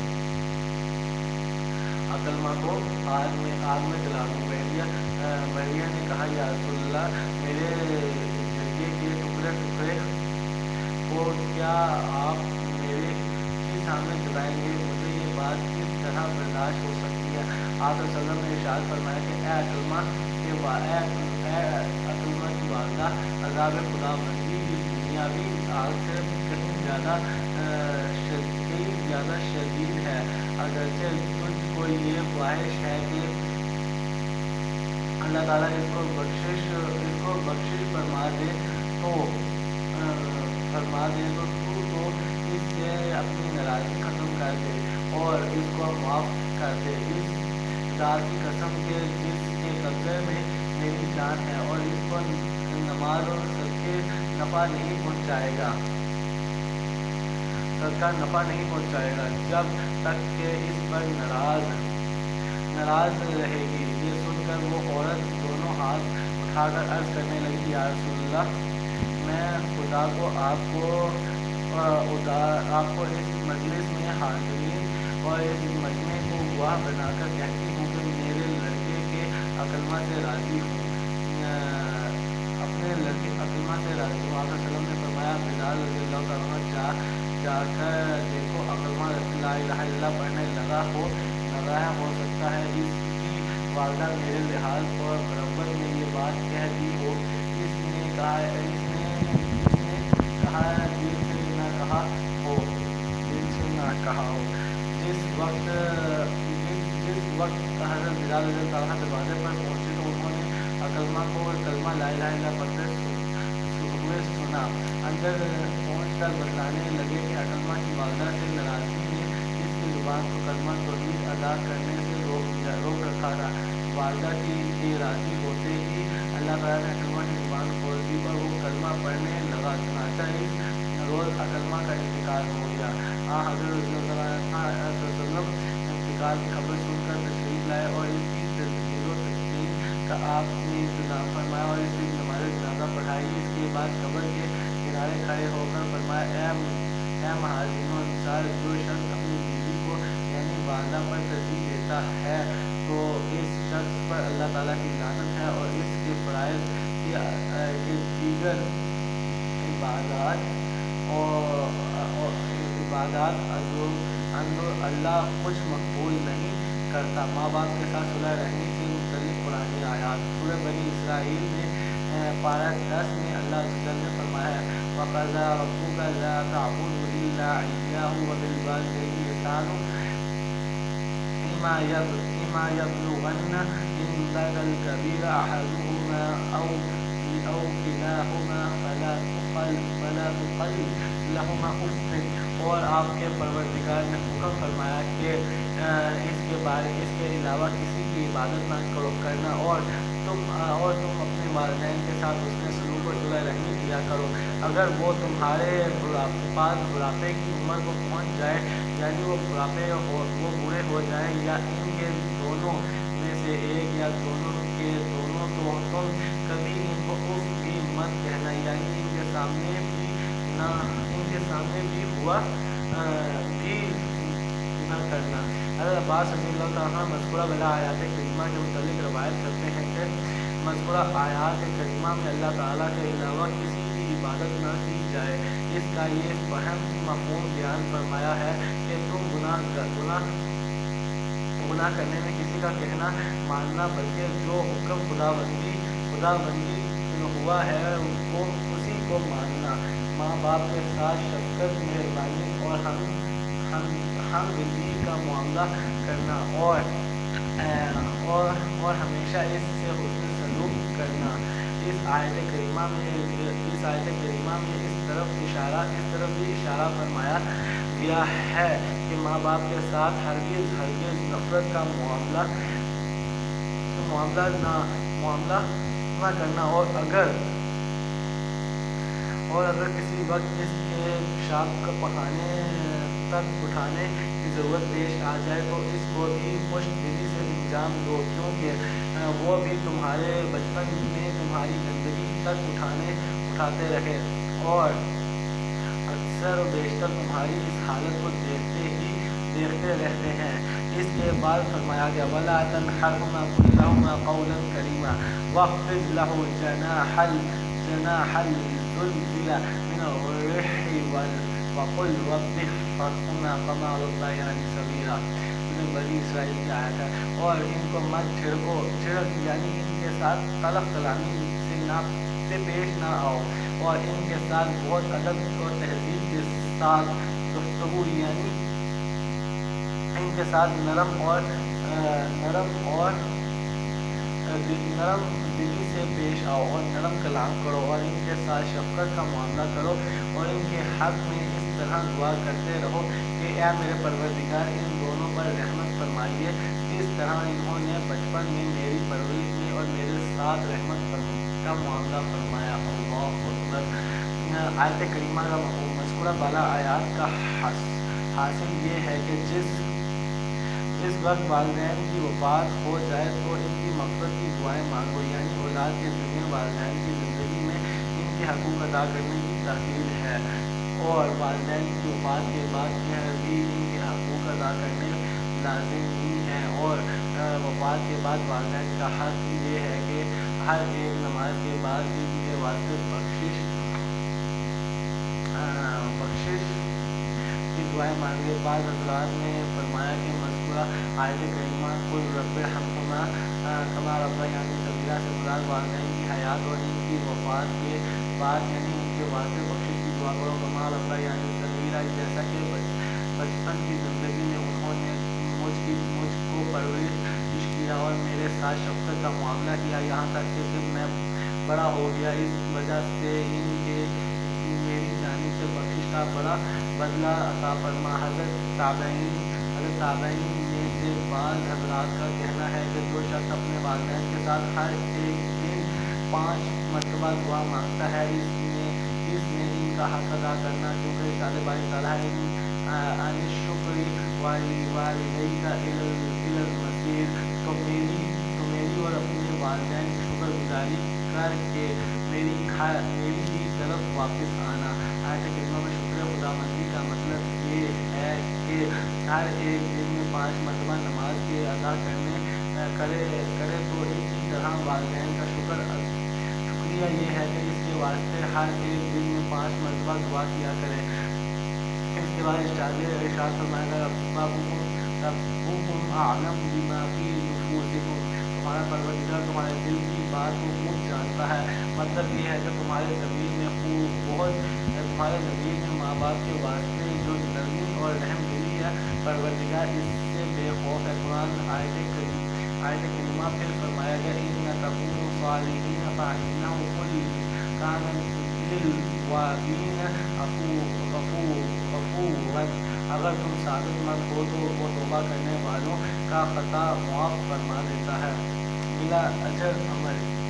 مطلب یہ ہے کہ تم والدین سے حسن سلوک کی وجہ سے خدا تعالیٰ کے یہاں اجر و ثواب کے مستحق ہو جاؤ گے۔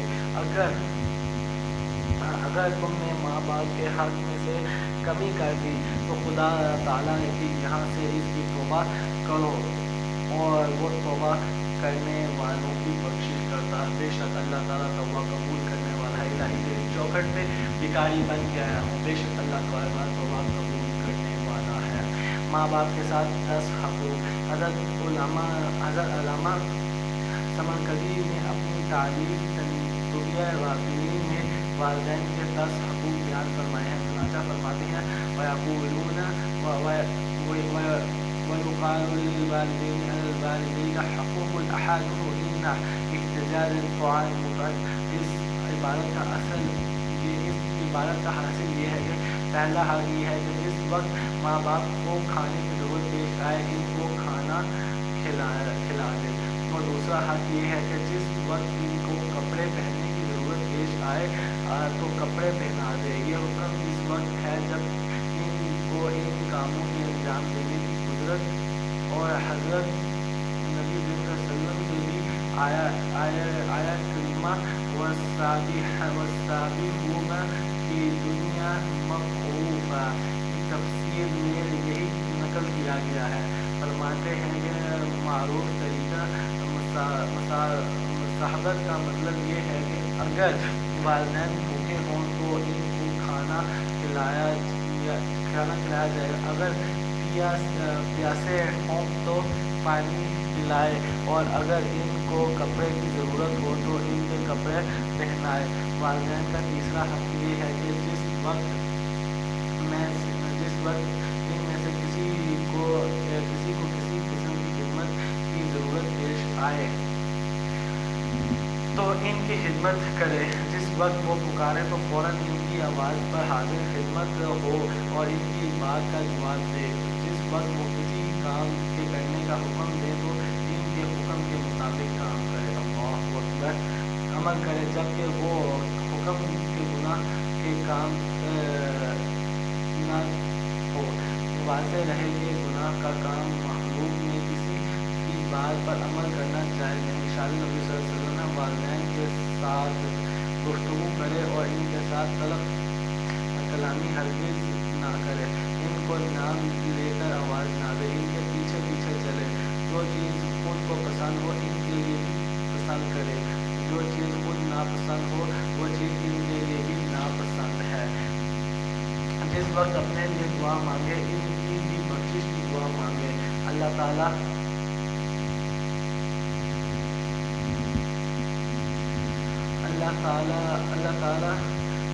قرآن کریم میں سیدنا نوح علیہ السلام کے واقعے میں بیان فرماتا ہے، رب اغفر لی ولیوالدیّ، اے میرے پروردگار میری بخشش فرما دے میرے والدین کی بھی۔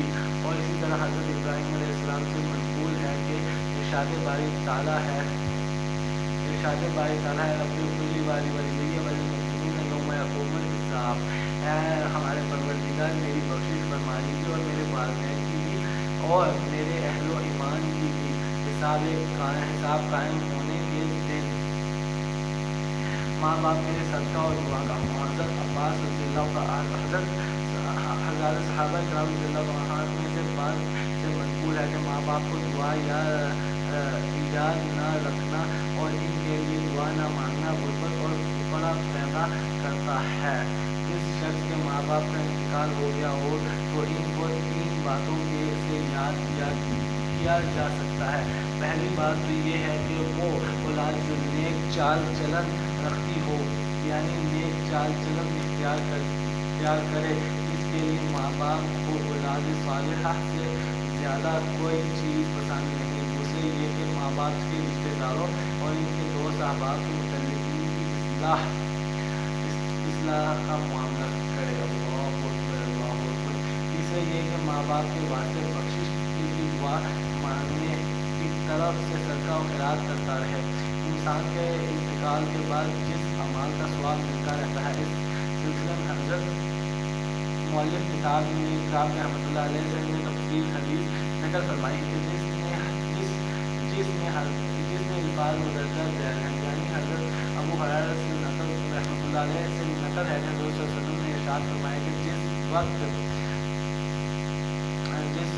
وقت انسان کا انتقال ہو جاتا ہے تو اس کے تمام اعمال اس کی وقت ختم ہو جاتے ہیں جو علاوہ 3 کاموں کے ہیں۔ نمبر 1 صدقہ جاریہ، نمبر 2 وہ علم جس سے نفع جاری ہے، نمبر 3 اولاد صالحہ جو کہ اس کے واسطے مغفرت کی دعا مانگتی رہتی ہے۔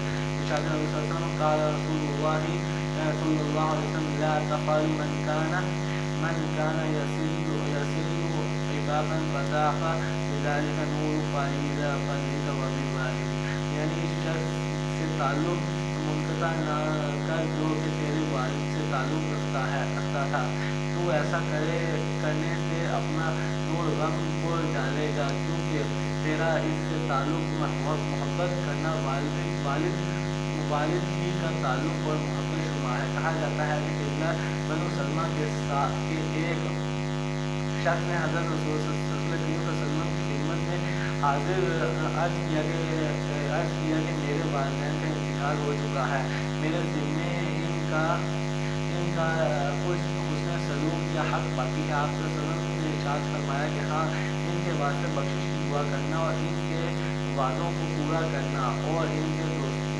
دوستوں کی عزت و احترام کرنا اور اس قرابت اور تعلق کا خیال رکھنا کہ جو ان کی وجہ سے قائم ہے۔ واللہ الاسباب۔ اللہ تبارک تعالیٰ سے دعا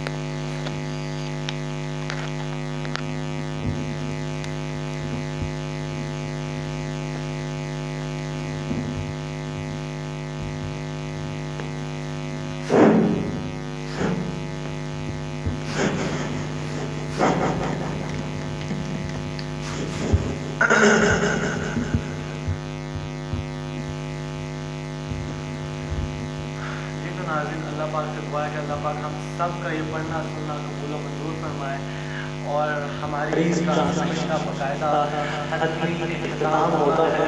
اللہ پاک سے دعا ہے کہ اللہ پاک ہماری اس ٹرانسمیشن کو پڑھنا سننا قبول و منظور فرمائے. آخر پہ ہم لوگ جو کل کی جو ٹرانسمیشن تھی ہماری اس کے اندر ہم لوگ اس کو سر انجام نہیں دے سکتے.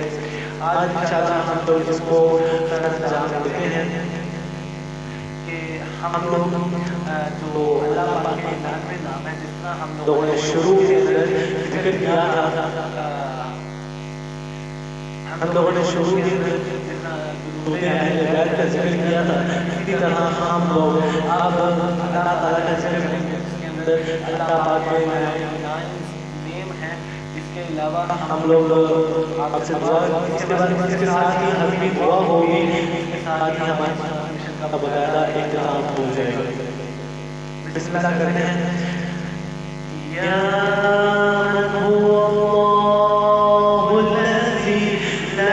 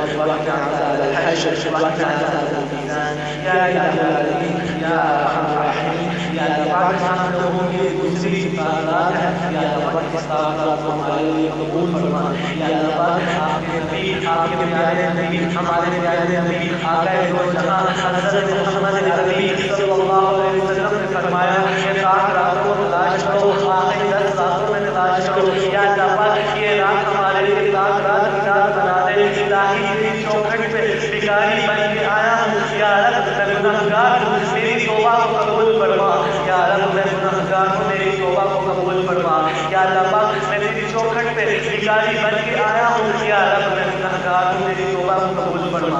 या अल्लाह पाक आज दूसरी सात रात है, या अल्लाह पाक इस सात रात की निस्बत हमारे गुनाहों को माफ़ फरमा। या इलाहुल आलमीन हम सब के गुनाहों को माफ़ फरमा, आने वाला वक्त हम सब के हक में नसीब फरमा। या इलाहुल आलमीन हम सब के हक में नसीब फरमा। या अल्लाह पाक उम्मत मुस्लिमा के हाल में रहम फरमा। या इलाहुल आलमीन हम सब गुनहगार बंदे हैं, हमारे गुनाहों को माफ़ फरमा। इलाही हमारी हम तेरी चौखट पे भिखारी बन के आए हैं, मेरी तौबा कबूल फरमा। इलाही मेरी तौबा कबूल फरमा। या अल्लाह बीमारों को शिफा नसीब फरमा। या अल्लाह पाक मुल्क पाकिस्तान में जो कोरोना की वबा फैली है, इस वबा को हमसे दूर फरमा। या अल्लाह पाक हम सब के गुनाहों को माफ़ फरमा। या अल्लाह पाक हम सब के गुनाहों को माफ़ फरमा। या अल्लाह पाक इस वबा के अंदर जो मुसलमान बहन भाई हमारे पूरे बच्चे दुनिया से ईमान की हालत में जा चुके हैं, या अल्लाह पाक उन सब के गुनाहों को माफ़ फरमा, उनकी बख्शिश कामिला फरमा। या अल्लाह पाक उनके वालिदैन को सब्र जमील अजर अजीज अता फरमा। या अल्लाह पाक उम्मत मुस्लिमा के हाल में रहम फरमा। या अल्लाह पाक इसको दीन का गहवारा बना। या अल्लाह पाक इसको दिल का बोलबाला फरमा। या इलाहुल आलमीन हम सब गुनाहगार बंदे हैं, या अल्लाह पाक तेरी दर पे आए हैं, या अल्लाह पाक तेरे दर पे माथा रगड़ते हैं, हमारी तौबा को कबूल मंजूर फरमा। इलाहुल आलमीन हमें अपनी तौबा को कबूल फरमा, हमारी तौबा को कबूल फरमा। या रब मैं गुनाहगार हूँ, मेरी तौबा कबूल हो, मेरी तौबा कबूल हो। या रब मैं गुनाहगार हूँ, मेरी तौबा कबूल हो। अल्लाह ही अल्लाह करता हूँ, या रब मैं गुनाहगार हूँ, मेरी तौबा कबूल हो, मेरी तौबा कबूल हो। या रब मैं अल्लाह ही अल्लाह करता हूँ, मेरी तौबा कबूल हो। गुनाहों से भर गया हूँ, या रब मेरी तौबा कबूल हो, मेरी तौबा कबूल हो। या रब तेरी बारगाह में तौबा करते हैं, या रब मैं गुनहगार हूँ, तौबा कबूल हो। मैं तेरी चौखट पे भिखारी बन के आया हूँ, या रब मैं गुनहगार हूँ, तौबा कबूल हो, मेरी तौबा कबूल हो। या रब मैं गुनहगार हूँ, तौबा कबूल हो। निगाहे शर्मसार है, या रब तौबा कबूल हो। या रब तौबा कबूल हो, या रब तौबा कबूल हो। या रब तौबा कबूल हो, मेरी तौबा कबूल हो। इलाही तेरी चौखट में भिखारी बन के आया हूँ, या रब मेरी तौबा कबूल हो। या रब मेरी तौबा कबूल हो। इलाही तेरी चौखट पे भिखारी बन के आया हूँ, या रब मैं तेरी चौखट पे गुनाहगार बंदा हूँ। या इलाहुल आलमीन हमारी तौबा को कबूल मंजूर फरमा। या रब हम सब गुनाहगार बंदे हैं, हमारे लिए कोई ऐसा मौका अता फरमा कि हम बगैर हिसाब किताब जन्नत में दाखिल हो जाएं। या इलाहुल आलमीन हमारे नबी ने हमारे लिए बहुत सी दुआएं की। या अल्लाह पाक हमें भी दुआओं में शामिल फरमा।